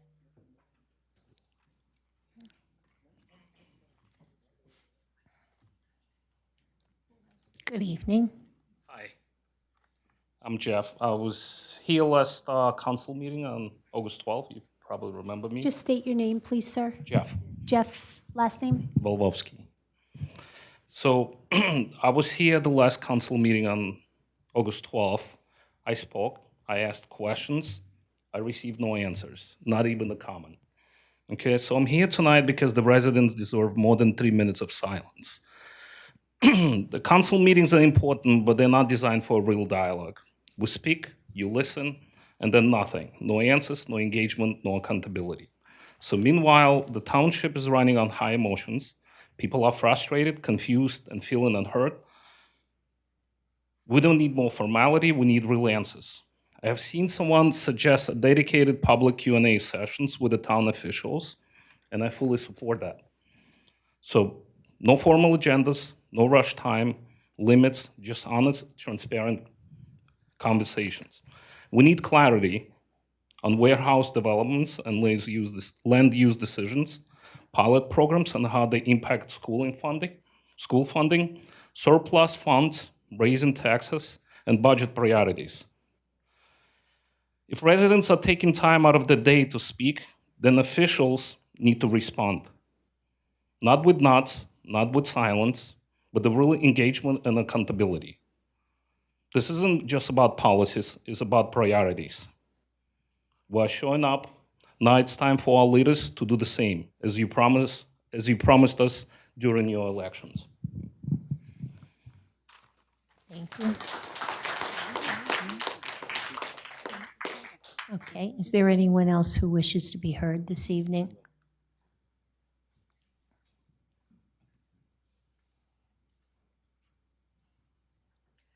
Good evening. I'm looking forward to Old Bridge Day, aren't you guys? I am. But that said, I do want to ask a question. I've been asking this for, 4 years or so. What's going on with the energy negotiations? Did you ever contract the guy who's going to give us a discounted energy for Old Bridge? Did you ever set up the schedule?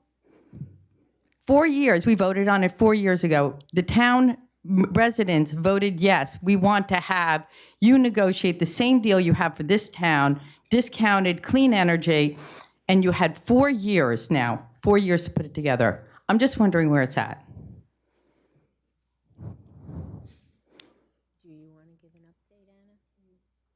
I am not familiar with this. I was not in this role 4 years, but I will do my research. Okay, great. Find out. So she will have answers for you. Yes. Mark? He was one to last discussed this, by the way, and said, no disrespect. We did contract with a. What is the name of the firm?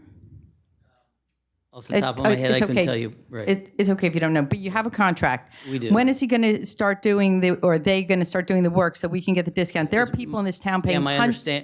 So again, my understanding is there's a process that they're following through. So I'll follow up with them to see where they are. Okay, so we're going to expect maybe by the next council meeting you'll have a little update, please. I appreciate it. I appreciate it. One more thing. Its first year, Haven in the Woods has been in business as a wildlife rehabber, nonprofit, and we're not nonprofit yet, but we always look forward to seeing all you guys coming and helping us. If you ever want to come and help, stop by our table. We'll be at Old Bridge Day, and we look forward to seeing all of you guys. Thank you. Thank you. Okay. Is there anyone else in the public who wishes to be heard this evening? Good evening. Good evening. My name is Catherine Whitley, and the statement that I wanted to make earlier this evening, and I had prepared, was one of unity and one of moving towards a message of unity in this town. People are not happy, whether it's either side, right? People are not happy. However, Councilwoman Belli started the meeting asking for unity and then personally attacked our group for having a peaceful protest and assembly that was really lovely. If you had shown up, you would know. So I ask you, would you make up your mind? Do you want unity or not? If you do, I invite you, please, let's have coffee. Let's get to know each other. I think we're very nice people. We're not afraid to talk to you, get to know you, and for you to get to know what we're looking for in this town.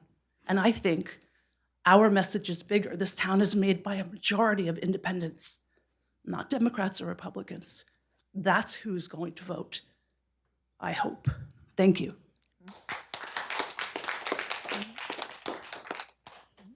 Anyone else in the public wish to be heard this evening?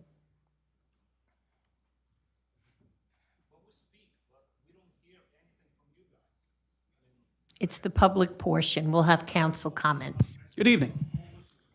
My name is. Excuse me, sir. Not the time for you to be speaking out loud. The way meetings are conducted under New Jersey law. You have to let everybody speak.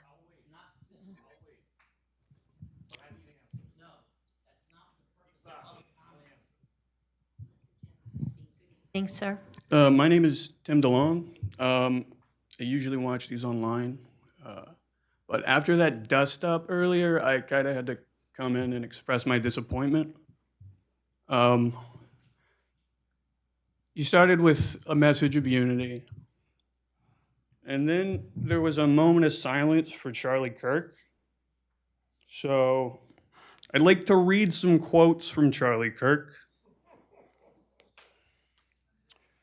Regarding black people, if I see a black pilot, I'm going to be like, boy, I hope he's qualified.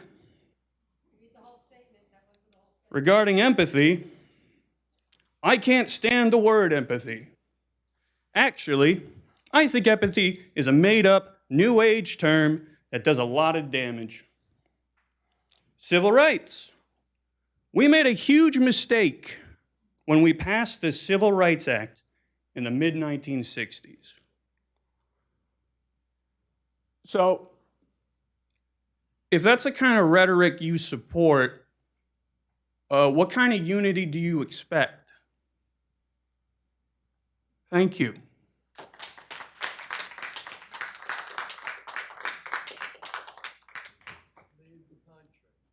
Is there anyone else in the audience who wishes to be heard? Hi, Carmela Spinelli. I have two things to say. One about the Charlie Kirk thing. He did say that, but that was a very short part of what he was commenting on. So what I'm trying to say is people take parts of what other people say and they cut the balance of it off and they polarize our country. As far as the demonstration, I am all for people expressing their rights of speech. However, if I don't feel if it is a political event, doesn't matter whether you're right, whether you're left, whether you're in the middle, or whether it's an independent organization, if you are having a political statement at a political event, I, as a taxpayer, do not feel that I should have to pay for it. Now, no one here said they weren't against free speech. No one said that you weren't entitled to police protection. Of course they're going to protect you. That is not the issue. The issue is if it becomes a political event, it's not the message. I am not attacking the message. I am not attacking the messenger. The organizations, whichever organizations it is, should be responsible for that cost. And that's what they raise funds for. Financial campaign funds pay for rallies, they pay for events, they pay for propaganda and everything else that goes with it. So I think, again, we take small parts of a comment and we tweak that to our own personal views. And I think that really needs to stop. There's a lot of talk on all the different residents' pages about how Old Bridge went to shit and about Old Bridge is bad and how bad the country is. Well, to be honest, if you don't feel Old Bridge is for you, leave. Or leave the country. I mean, if you think Old Bridge is so bad, why would you stay here and live? You should stay here and try to make it better and not attack other people. That's it. Thank you.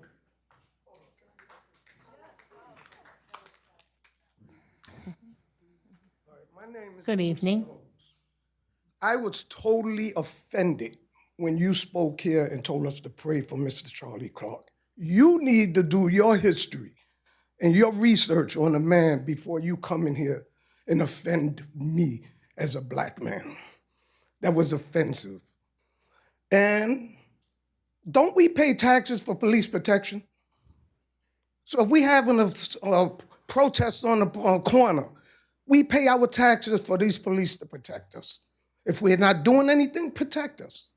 Stay there. So you are out of order. That's my comment. Thank you.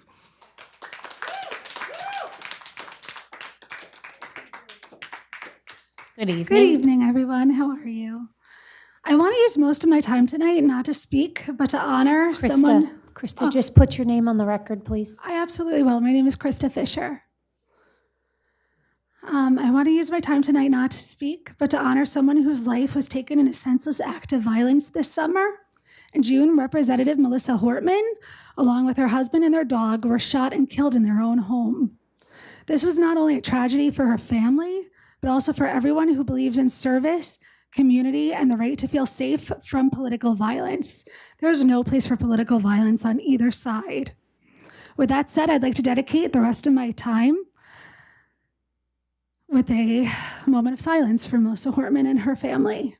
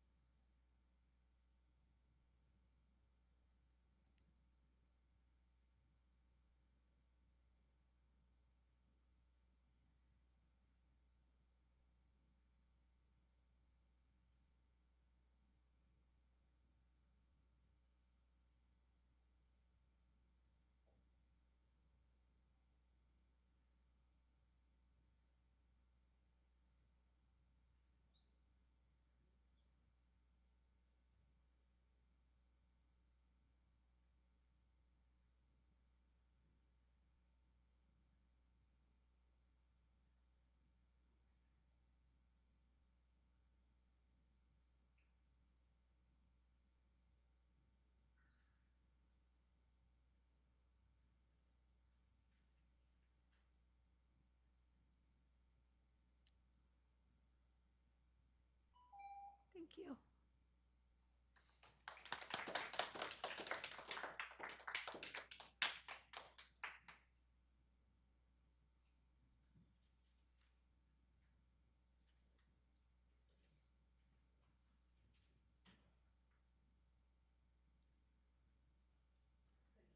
Good evening. My name is Elaine Jones. Elaine Jones. And I would just like to read a little statement I wrote when I was working online, and we learned about Kirk Kilpatrick. Is that I say his name? Kirkpatrick. Yes, sorry. This is a conversation we had. This is a conversation, and this is my comment. We live in a time when hate is openly spewed from the heads of our country down, including on social media and houses of worship and in our homes. We devalue and pit one against another based on race, religion, finance, status, and location, as if one person is more valuable than another. We advocate for more guns, then act surprised when such heinous crimes take place, including the several hundred mass shootings which have occurred as so far this year. We remove all social safety nets, allow corporations and Wall Street to hijack every aspect of our financial lives while people struggle to make ends meet and wonder why there are so many homeless people and mentally ill. We are morally bankrupt. We should only expect more of the same unless we make a concerted effort to acknowledge that we are all of the human race and we all bleed the same blood, no matter your race, religion, location, or financial status. We are all affected by hate, whether we want to believe it or not. I hope that we can all understand that we're affected by this, and I hope we look for better days ahead.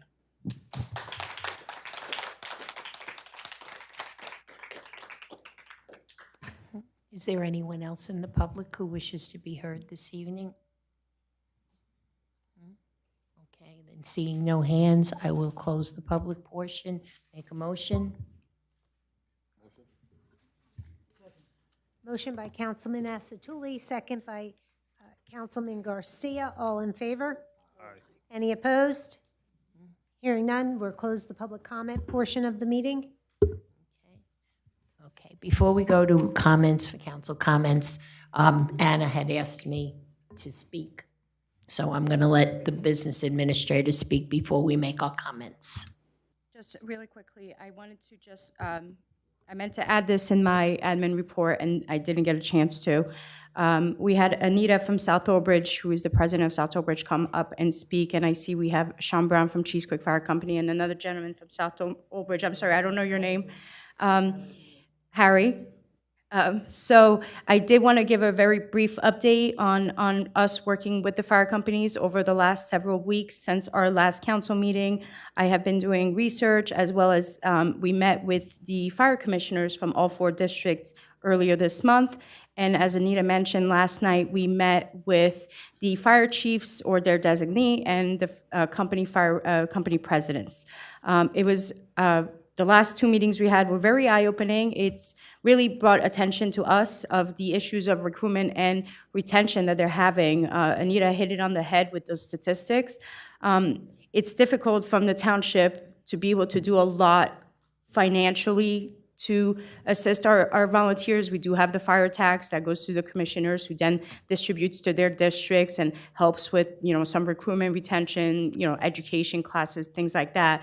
From the township side, we don't want to add another tax burden on our residents, but we want to try to do certain things, even if it might seem very insignificant for our firefighters and our volunteer first responders. So to that end, we are going to be looking to introduce an amendment to the benefits ordinance at the October 14th meeting. And some of the things that we were working on based on feedback that we received from the volunteers themselves, as well as the fire chiefs and the presidents and the commissioners, some amendments to the current ordinance, some things that didn't make sense, so we're going to clean up the language, but also we're going to up some of the benefits that they currently receive. Again, may not seem like much, but it will assist some of them, so we hope to be doing that.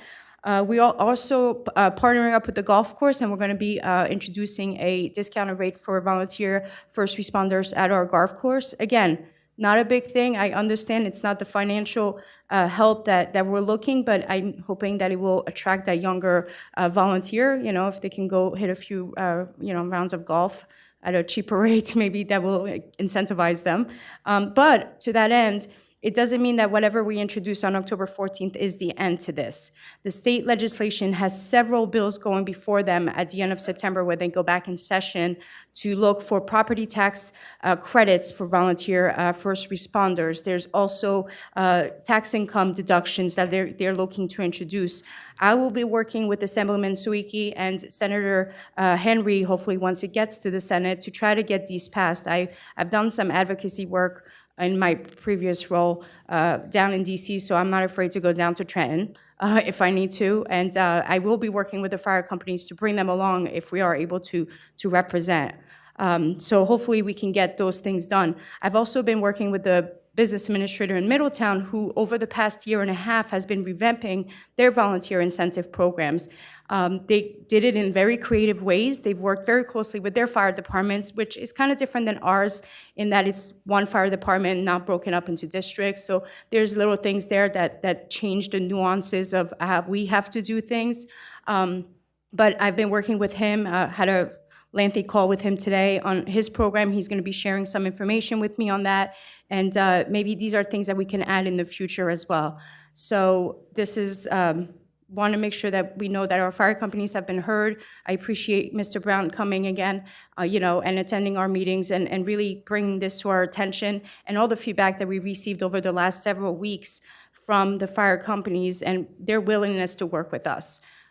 So we'll start on October 14th with some of these changes. And like I said, the couple things, the parking permits, some updates on the building permits, that we have on there, as well as some additional recreation benefits.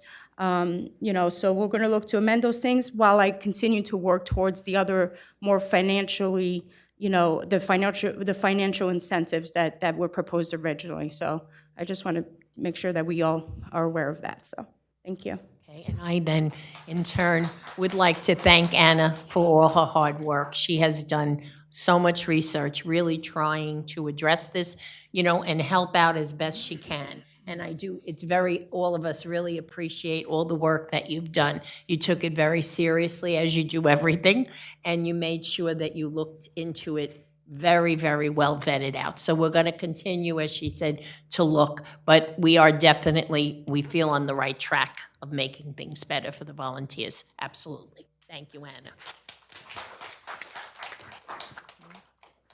Okay, next will be council member comments. Councilman Asatuli. Yes.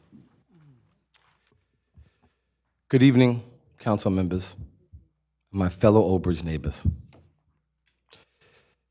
I'm just an everyday American like you, standing here with a heart. It's so heavy today that it really hurts. I was there on September 11, 2001. I watched the towers fall, feeling our country break. And now, we've lost Charlie Kirk, gunned down in public for speaking his mind. And those beautiful children, those little angels, lives were taken while praying, and their voices were silenced forever. It's too much. For those of us who love this country, who believe in free speech, who work hard and pay bills and pray for better days, this pain cuts really deep. Watching it unfold live on our screens, it's like losing a piece of America's soul. But I remember September 12th, 2001. We everyday folks, truck drivers, teachers, moms, dads, we all stood together We hung flags on our porches. We hugged strangers. We cried as one. That's who we are. Not the hate screaming online, not the politicians pitting us against each other for votes. They want us divided because division sells. Those algorithms feed on our anger, making it go viral. But here in Old Bridge, we're not buying it. We're the ones coaching Little League, packing lunches, shoveling our neighbor's driveway. We have more in common than you can possibly imagine. Our kids, our dreams, and our love for this country. A wise man once said, ask not what your country can do for you. Ask what you can do for your country. For us regular folks, that starts right here in Old Bridge, where we know each other's names, where we show up. Let's hold tight that September 12th spirit. Teach our kids to love America, not just when it hurts, but every single day. Let's honor those lost by building a community where every voice matters, where we choose hope over hate. For Charlie, for those children, for us, the everyday Americans. This is our turning point. Thank you. Councilwoman DeCaro. Thank you, Kate. Boy, I have almost 4 pages of notes from tonight. I like to always address the public comments, and I have a lot of notes. So I'll get started. First, Ruth, with your petition, thank you very much. I appreciate your feedback. I think it's good if we try to publish the pilot agreements, the financial agreements. I don't know if we're able to do that, Mr. Roselli. If we can publish that for our residents to see, that would, I think, go a long way in letting the residents know that we do have specific agreements. I don't know if that would be okay, if that would be possible. So I'm going to take a look at your petition, and I'm hoping that we can be a little bit more visible as an administration with the pilot agreements. They're very complicated, and as Mr. Roselli had explained earlier, they're very complicated, and it's a percentage of this, and it's on top of the land tax, et cetera, et cetera. But I think it is important for you guys as residents to really understand what it is, because that's really the most important thing. Is if we can communicate what's going on. It's very difficult when just a whole township, running a township between the planning board, the zoning board, it's very difficult, and there's a lot of mandates, there's a lot of land use laws, there's a lot of many, many things that the residents don't understand. But I think it's our job to let you guys know what this is, So I think that if we have the ability, even if we don't publish the exact financial agreement, because I don't know if we can, I don't know if it's I don't know. But let me just finish my thought. I'm sorry. But even if we can summarize each agreement, that would be helpful. Okay, Mark. Sorry. So actually, before they're adopted, they are published. So back up, it was on the agenda because it's an ordinance. There's a public hearing. So that's why it becomes public once it's been introduced. So this particular agreement was included on the agenda items. So for people to review. So, okay, so where would the residents be able to find the other pilot agreements? Because I know I've looked up for them, and they're not that easy to find the other ordinances that are on. I know I've asked you for them in the past, and you sent them to me. Right, because agreements are public documents, they can, they can always file an Oprah request. You know, to the extent that the town wants to publish them because they're approved and they're public documents, they can. Okay, that's what I'm something asking. you have to think about, but certainly someone could file an Oprah request and get copies of the agreements. Okay, so the answer would be either one of two things: to file an Oprah request, or we as a township could possibly make it a little bit more visible on our website. Sure. Okay. So again, it's not time for you to speak out. Excuse me. No. It's not time for you to speak out, sir.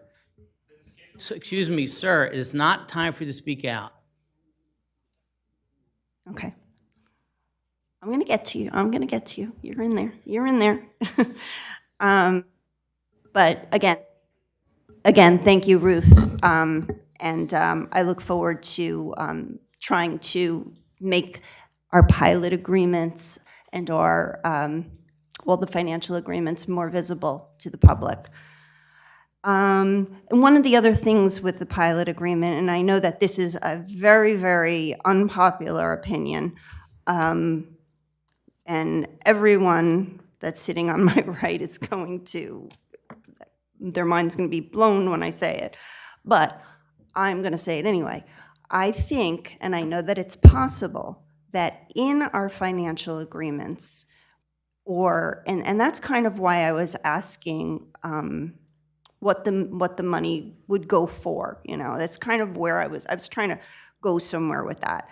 And where I was going with that is that it's been talked about all the time. One of our Dr. Sam mentioned our school taxes. It's been talked about, and our school tax. Yes, we have a Board of Ed taxes and we have our municipal taxes, and they are two separate entities, and I understand that. But you're one resident, you're one taxpayer that pays all of that. So what I would like to know as a township, and when I say township, I don't mean township administration, I mean just as us all together. If we can figure out how to use some of that money coming in that is a financial agreement to help the school system that we know is being hurt over the last several years due to, you think that's funny, okay? Glad. If we can just somehow, I spoke to the mayor of South Amboy, okay? And they didn't find it funny. They thought it was a really great idea that they took some of their money from their pilot program and they bought Chromebooks for all of the students in their district. And they paid for school security. Now, I understand that their school district is much smaller, but we don't have to do that. We can do something. And that is what I'm saying, because we are all one town. We should not be so divided. You know, a lot of people tonight talked about unity, and a lot of people talked about, how we're, division and unity and things like that. I'm talking about bringing people together, okay, and how we can help each other in any form of shared services. We have already shared services with our Board of Education, but I think we can do more, and I think we can do better as a township. And that's all I'm going to say about that. For our fire department, Anita that got up to speak, Anna, I think, cleared all of that up, and I look forward to hearing more about that. And, I know you guys just met yesterday, and I do look forward, because obviously you guys deserve, as volunteers, you deserve everything you get, especially going into, doing the job that you do. Firefighters, you guys put your lives at risk every time, and you deserve anything that we can give you. So I'm glad that you guys met with Anna, and we'll see what comes of that, okay? Next up, Dr. Sam. So yeah, New Jersey property taxes are high. I know that. I get it, which is why we have the Anchor program, we have Stay New Jersey, and we have Senior Freeze. Stay New Jersey is for anyone over, I believe it's 65. Anchor program, anybody can apply for. Stay New Jersey, you can make up to $500,000 and still apply for a rebate. And you can get up to $6,500 back on your taxes. So I think that we should all think about, you know, ways that the state has to help us as New Jersey residents. To, you know, yes, our taxes are high. Nobody's arguing with that. But so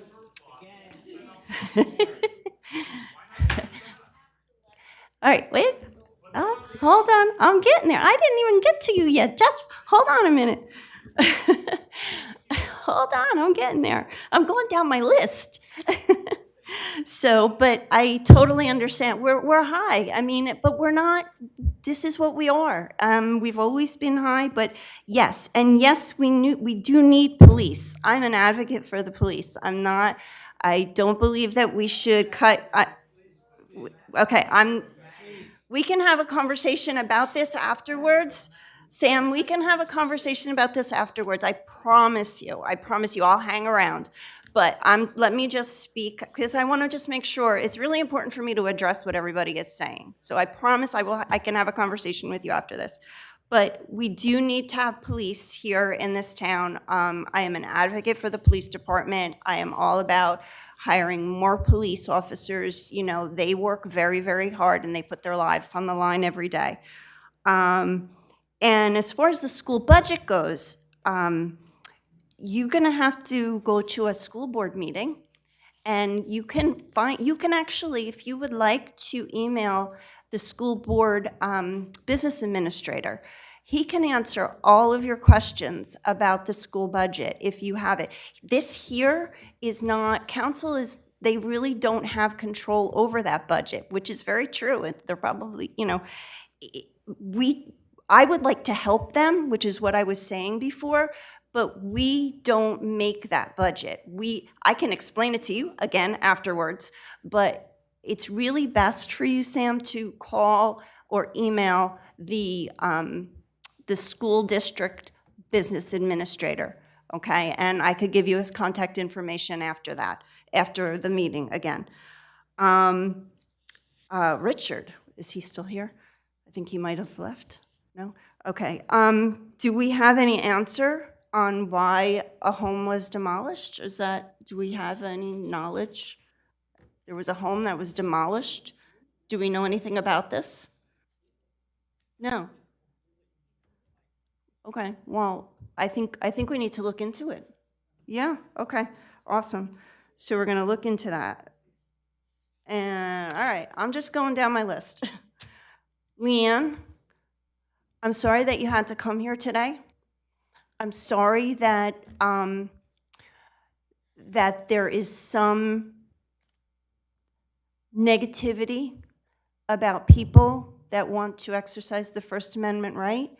I know that you, because I know you, we've met and we've spoken, and I know that you are just a resident and you organized this and you put this together. This was no organization. And I'm sorry that you had to come out here tonight to stand up for yourself as a resident against a council member. And I apologize to you on behalf of the council. Well, on behalf of myself, I should say. Crystal, where are you? There you are. Great job advocating for the before-after care. I know there's been a lot of back and forth, and I really do believe that Matt and Anna are really going to work very hard to, make the prices more fair and equitable. I think, I think knowing what they know now and seeing the numbers, right, Matt, it's a no-brainer. I think, just to make sure that they look at everything and make sure that it all works out financially on behalf of Old Bridge, right? So there's that. Jeff, hi, how are you? Yes, Township is running on high emotions. And you know what, Jeff? As Mr. Roselli said, this is not, unfortunately, it's just the way that meetings are set up. It's not a Q&A, okay? It's not a Q&A, but, and I don't have, I can actually set up a Q&A myself, you know, no problem if you want to come, but I can't control what the other council members do. If we want to as a, well, we can't really, because then it would, sunshine laws come into effect, and then it would have to be announced, and it's a whole big thing, you know. But I would have no problem if we were to announce something like that in a more informal session. I don't have a problem with that. But again, we have to always consider, because when you have a quorum, it becomes an official meeting, and then it has to be announced and all of that kind of stuff. But I have no problem with that. And again, I can speak to you after the meeting. Nina, discounted energy. I know you've come where are you? You've come to many meetings and asked about the discounted energy bill for the past several years. I'm glad that Anna is going to look into it, and we'll follow up next month. And the next few people, Catherine and Tim and Bruce, Krista, you guys all came out, you know, asking for unity. Bruce, Krista, Elaine, I'm just gonna make sure I don't miss anybody. You all got up and spoke about unity and about, you know, trying to get this town together. And I just really hope that, I mean, I know I heard you guys, and I really hope that others heard you, because we are one town, and we should not be pitting one person against the other. And Carmela, you know, quotes are quotes. They are what they are. And, you know, you mentioned that, you know, it was an organization, and it wasn't. It wasn't an organization. It was a small group of people that just got out there and exercised their right. And I don't know what else to say about that. That was what it was. It wasn't an organization. It wasn't my organization. So I think people need to, again, understand and know what's going on. And I think I am done. I had other things to say, but I'm going to leave them for another time. And I'm going to end my time. Thank you. See you at Old Bridge Day. Councilman De Palma. Thank you, Kate. So just to digress, Mr. Volbowski, I actually left you a message today, and I do apologize for not getting back to you earlier. The last couple of weeks have been a little bit hectic personally, but we'll set up time that you and I could sit down. I've sat down with probably close to a dozen residents already, explaining similar questions to what you have, so I'll be more than happy to sit down and we can go through whatever question you have. And if I don't have that answer, I'll get it back to you as soon as I can. Okay. I think I'm going to stay away from some of the things that happened today and just kind of let's focus on a couple of things that we saw today. So for one, congratulations again to the Saywood South 13 and other state championships. As Mayor Walker said, our Council Vice President Greenberg and myself were there in attendance, along with a bunch of folks. It was an absolute thrilling game. Those kids fought back to the bitter end. And I know it's special for Brian, who's the head coach. His son pitched a complete game. It really was a testament to all the hard work that those kids have put in. And it was nice seeing them win on our fields. So just congratulations again to them. I wanted to thank the 5 new officers for dedicating their career to our residents and their safety. You know, being a police officer is not easy. It's not easy on the family. I know my father was NYPD, so I understand the sacrifices those gentlemen and those gentlemen's families have to make. So I just wanted to thank them for putting their trust not only in our department, but also within us to make sure that we take care of them. Couple things, Old Bridge Day, I think we set that precedence. It's this Saturday from 12 to 5. And also, for folks to know, this is the first home game of the year for Old Bridge football. So Friday night, 6 p.m., it's not only the first home game, it's youth night, and it is also senior night. So anyone who has some time, come on down to Lombardi Field. Let's celebrate those seniors. You know, some of them, this is the last time this season they will be playing and strapping on those helmets, putting on those shoulder pads. So could be emotional for some of them, but let's get out there and let's support those athletes. And then finally, you know, I usually have a comment about 9/11, as it is kind of personal to me with some of the things that have happened in the past with folks that I know. My brother being down in the World Trade Center. All I'm going to do is keep it as that. Just never forget. Right? The 9/11 ceremony is an important thing. It's an important thing. You know, 24 years, next year coming up on the 25th. I'll just leave this. All I know is my 8th grade daughter came home with an assignment that she was to speak with someone who is old enough to remember the event. I've never felt so old in my entire life. So I had her call my older brother, who was there that day, to give his account of it. But it is something. It's, you know, we all look at the days are long, weeks are long, years are very short. Just never forget those folks that passed away on that day. Thank you. Councilman Desai. Good evening. I think we talk much today about one shooting of Charlie Kirk. My question, every time if somebody shoots somebody, we talk about it. But in turn,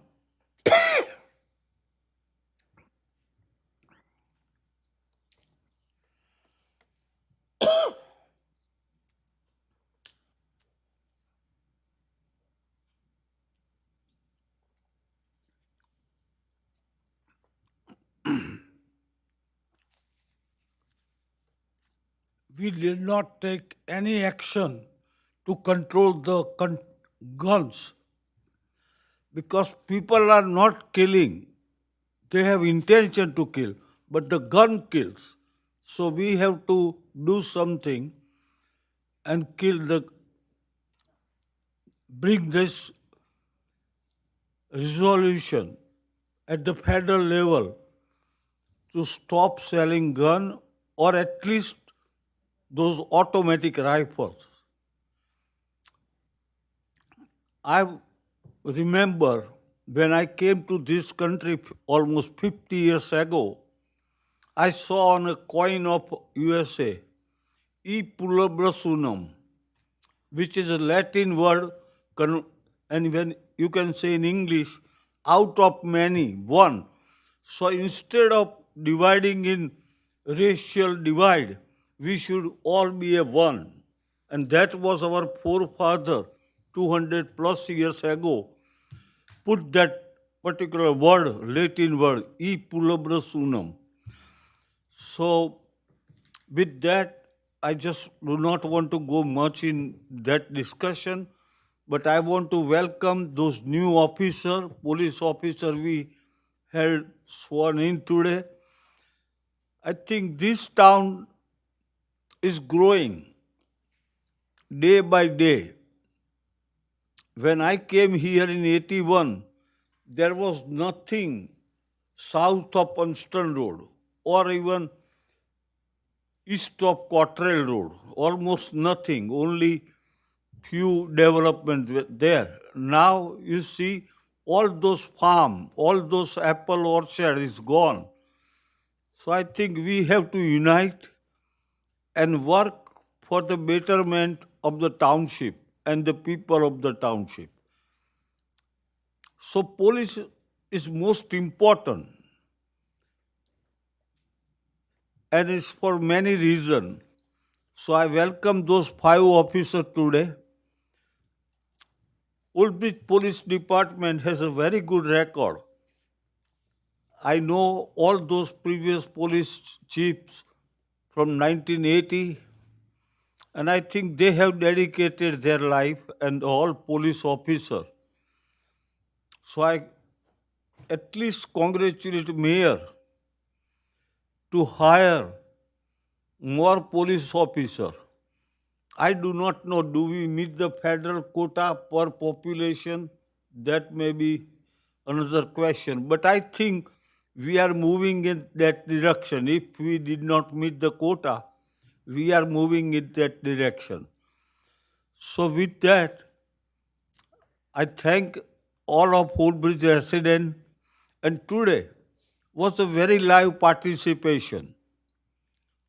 Some issue were controversial, but when there is gathering with a different kind of thinking and minds, there will be, but from this, what I call, to make a butter in old time in my home country, India, you have to churn the yogurt, and after that you get the butter.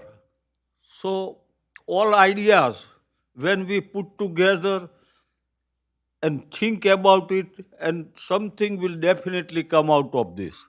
So I congratulate and welcome all those participants who participated in today's debate.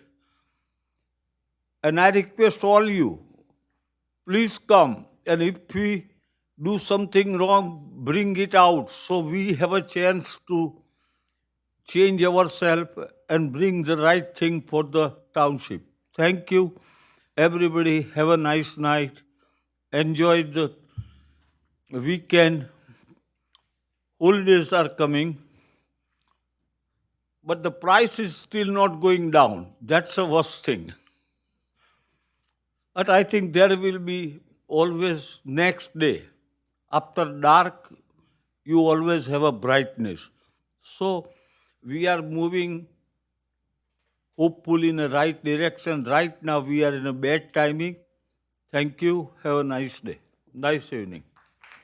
Councilman Garcia. Yes, thank you. For one, as a retired cop, guns don't kill, people kill. I don't care what anybody says. Guns do not kill, people kill. But besides all that, you know, a lot of talk tonight about division. Unity, we need, and I agree 1,000%. We are so divided, not only in Albridge, the whole country is divided. We need to get back. We're all in this rat race together. We're all one, like the woman said in the back. We all bleed the same. Why can't we all just get along? I don't go on Facebook much. I hear about Facebook and the comments. There's some people in this room tonight, I'm not going to mention their names, but they're nasty with their comments. They preach unity, but they're nasty with their comments. Why don't we start with the people in this room who make those comments on Facebook? I don't go on there because it's a waste of my time. You know, but I go on every so often to see what's going on in Woodbridge if I don't know about it. And I see the faces, I see the comments, but these are the same people preaching unity. You know, social media is horrible. You know, it's good, it's got a good reason behind it, but people abuse it. You know, if you're going to preach unity, preach it, just be good. Don't come here and say this and this and this and this and preach the opposite. You're hypocrites, that's all you are. You know, I'm not saying everybody here, don't get me wrong. There's a handful of people here. We know who they are. They're always on Facebook. They're always bad-mouthing us. We do the best we can here as a council. I can guarantee we do the best we can. Some are Republicans, some are Democrats. I don't care who anybody is. I don't ask anybody what party you are. We help everybody. I don't get into that politics. So I wish everybody would just stop the nonsense. Let's be unified. Everybody preaches it. Let's do it. Why don't we just start it today and be done with it? So I thank you guys. And also, let's get some positive. Let's thank those kids for winning 2 years in a row at baseball. That's great. That's a good thing, you know. This is what we should be talking about, the positive stuff in Old Bridge, not this negativity nonsense. Like I said, we're all in this race together. We're all one. We all bleed the same. Why don't we just figure it out? It's going to work out, regardless. And also, let's keep make sure those 5 new officers, we have to keep them safe. It's you know, I was a cop, I retired 11 years ago. 11 years ago was a different job. Today, it's a hard job. There's just no respect for cops today whatsoever. I wouldn't want to be a cop today. So let's keep them safe. Thank you, guys. Have a good night. I'll see you Saturday. Thank you. Council Vice President, Dr. Greenberg Belli. Yes. So there's a lot of talk about the taxes and the school board and the municipal all the time. And we're always asked on the municipal side to do more for the school. We work with the school on many facets throughout the town. But you have to understand, we get 16 cents out of every dollar, and the school gets 60 cents. So when they say we should pay more, I ask, what should we cut? We can't cut the police, we can't cut the Department of Public Works. What would you like us to cut? So you have to look at that. Also, when you're collecting taxes from every household in this town. They may not have kids at all. They may have sent their kids to parochial school. They also may send their kids to private school, but they're still paying school tax here. They may never had seniors, veterans, etc. They're still paying school taxes. So how is that fair? And when you're using the same argument that you should get more money from us, but you're collecting more money in town from people who aren't even using the facility. Then on top of it, the amount of students has decreased significantly. We are down to about 8,021 students in the town now. God bless you. So the bottom line is, when student enrollment's gone down, but the taxes have gone up, it's a problem. What are they doing with the money? But the real problem is from the state. The state formula for school funding is wrong. First of all, as you know, Governor Murphy took more state aid from for this township. They're sending more out of town, your tax dollars, okay? So now how are we supposed to make up for it? There was no plan, there's no contingency, there was no warning he was gonna do it. And he was doing it year after year after year. But I ask you, what is the state doing with the money? What are they doing with all the money? I've said before, what are they doing with the money from the lottery? What are they doing from now gambling online? That's ruining people's life. What are they doing with that money? So when you don't have a proper school formula, when you have a governor who's continuing to take away state aid, when you're also, they're taking in money and there's no accountability, what they're doing with this money, it's unacceptable. So yes, the brunt is on us, and we get yelled at as a municipality because we collect the taxes, but there wasn't good management at the school either. There's not good management year after year after year after year when the student population has declined. What has changed? Where have they consolidated things? Where they have proved? Listen, I love the teachers. They do a good job. They get the brunt of this all the time, but there has to be a way to make this work for everyone in town. You're always talking about everyone in town. That includes the seniors, that includes people who never had children, and there's people who are paying taxes, don't have people in the school system, or have paid the taxes and are sending their kids to parochial school. So that is where the problem, and there's no accountability at the state. Then there was a lot of talk tonight about the warehouses. There is only one person on this dais that voted to sell school property that was the kickoff that triggered these warehouses. And that, Lie. okay. Don't lie about it. Don't lie. Did you not vote? Anyone could refer to the Board of Ed meeting on 6/29/21. Ms. Caro voted to sell the Nike base. She gave a positive to that, to sell the Nike base that is used, that triggered an area. It didn't for a trigger warehouse. anything. Yes, The it is. warehouses were being done anyway. She is accusing me of something. Mr. Carroll, we sat here, stop it. I'm not accusing We sat anybody. here for 20 I asked minutes. anyone to go look. Miss Sohar. I am not Miss accusing Sohar, anyone. Please let's go not and go look at the personally, Board of no Ed meeting personal for attack. yourself. No, but Mr. Desai, you can't have it both ways. You can't. So personal So attack the bottom is no line good. is, We have to listen, work together. So the bottom line is, this is okay, they can interrupt me. All I can say for yourself, you could do the research yourself, look at that Board of Ed meeting when Mr. Caro did vote to sell the wares. So the bottom line is, I agree with you. Yep, I was interrupted time and time again. So the problem is, that is where the problem, they say, the vote against the further development with the warehouses. But look it up for yourself, you'll see what happened there. Then as far as the police is to protect us all. A rally is a rally, but when people get up and make political statements, that's when it becomes political. And that's what happened. It wasn't a rally for a cause. Political statements were done, and I actually have a video of it. If anyone wants to contact me, I can get it for you to show that it was talking about the individual running again, their opponent, this and that. So it's not the rally. Everyone deserves police protection. And I'm very proud of this police department here, that they strive to protect this whole town, 42 square miles. In spite of the fact, being a policeman now, when you do your job, you send prisoners to the county and they let them go. So that doesn't work for the town either. Thank you very much, and have a good fall.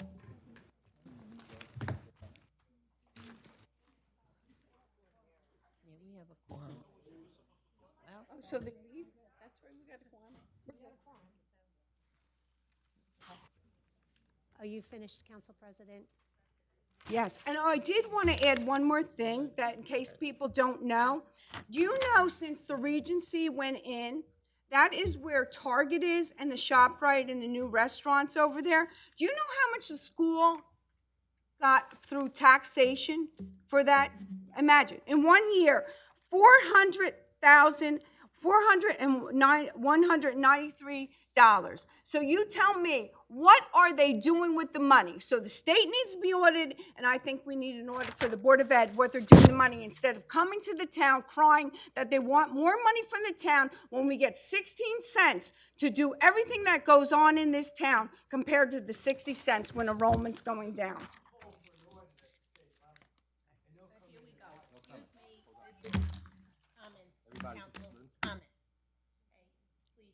So facts are facts, and I appreciate the input that you give us. And anytime you have questions, they can be emailed. I will meet with anyone at any time. And as far as our business administrator, she's always available to talk. I don't know how she fits in everything that she does all the time, and I don't want to give her more work, but sometimes that happens, to merely make people understand what is going on. It's really good to scream out sound bites, but that's not how you be productive and move ahead. Thank you. Council President Sohar. Yes, tonight was a very, tumultuous evening, as we could see. I just feel that sometimes, again, the listening is not there. If one person speaks, we have to pay each person the respect to speak. Sometimes you're not going to like what's said. But I can't, again, as the president, I can't not allow people to speak. It just, that's not the way it should be conducted. I do think Jeff, was it Jeff? Yeah, Darren said he talked to you. He said he called you, he spoke with you. You had a long conversation. Yeah. So I think council people are trying to address you. But I do think the council people have tried to address you. Well, he told me he met with you. So now Mr. DePalma said he was going to meet with you. So I'm thinking that at least, there is some movement there. We're trying to explain to you or answer your questions. Okay? So again, congratulations to the new police officers, and hopefully they'll have a long, career here in Old Bridge. And of course, all the good things that happened this week. Sometimes we have to try to, dwell on them as well, because this is very difficult, and we'll get through it, but everybody's got to just try to, respect each other. It's not easy sometimes when you're angry, but we have to do it. We have to respect each other. It's very important. Thank you. Have a good evening. and we're going to go into executive session. Madam President, if I could, and I don't want to belong this time period, but just because the whole idea of financial agreements were brought up, look, I want to make clear, there's nothing nefarious about the financial agreements, and there's nothing being hidden. Most of it, if not 99% of it, it's pursuant to state law. It's in the statute. What gets approved in the financial agreement, you go back to the long-term tax exemption law, it has exactly what's supposed to be in an agreement. And so there's nothing new under the sun. It's permitted by state law. And again, these are public documents, so if people want a copy of it, they can get it, do an Oprah request. But there's nothing underhanded or things being done under, the cloak of darkness. That's just baloney. It just is. And the whole idea, again, where the money is going. The money, any money received by this township, it's discussed in budget hearings year after year after year. How they're expended, it's being discussed. But financial agreements are nothing new. It's been around for a long time. A lot of municipalities utilize it. And again, it's a positive. It's not a negative. And when you try to take something that's a positive, because municipalities don't have too many tools, and the state comes down and hammers towns. They have unfunded mandates. Year after year, they just do it. You got to come up with ways to generate resources, or otherwise, you're talking about high taxes. I mean, it's going to be worse. And this is one of the few tools that municipalities have left in order to generate revenue. Again, to bring property back that will not be developed otherwise. And so there'd be no tax revenue for anybody. And so, again, I just get so frustrated when I hear this, and I apologize if I'm speaking out of turn, but I know how it works. And it's a positive for a municipality to be able to utilize a tool that the state legislature created many, many years ago, and ultimately the taxpayers benefit. Thank you. Excuse me, sir. No, excuse me. Again, this is not, you have to understand how public meetings work in New Jersey. This is not New England where they have people come and you talk. No, there's a time for public comment, and it's public comment. It's not public question and answer, and it's not time for people to shout out. You have to comport yourself appropriately. Otherwise, you shouldn't be coming, or you'll be asked to be removed, because this is to conduct business of the township. That's what it's for. That's what public meetings are for. A motion and a second to enter executive session for litigation matters, Knapp Brothers et al. Versus Township of Old Bridge, and Township of Old Bridge Planning Board update and affordable housing update. Motion? Motion by Councilman Asatuli, second. Second by Councilman DePalma. Roll call. Councilman Asatuli? Yes. Councilwoman DeCaro has left. Councilman DePalma? Yes. Councilman Desai has left. Councilman Garcia? Yes. Council Vice President Dr. Greenberg Belli? Yes. And Council President Sohar? Yes. 5 yeses. We will be returning. Thank you.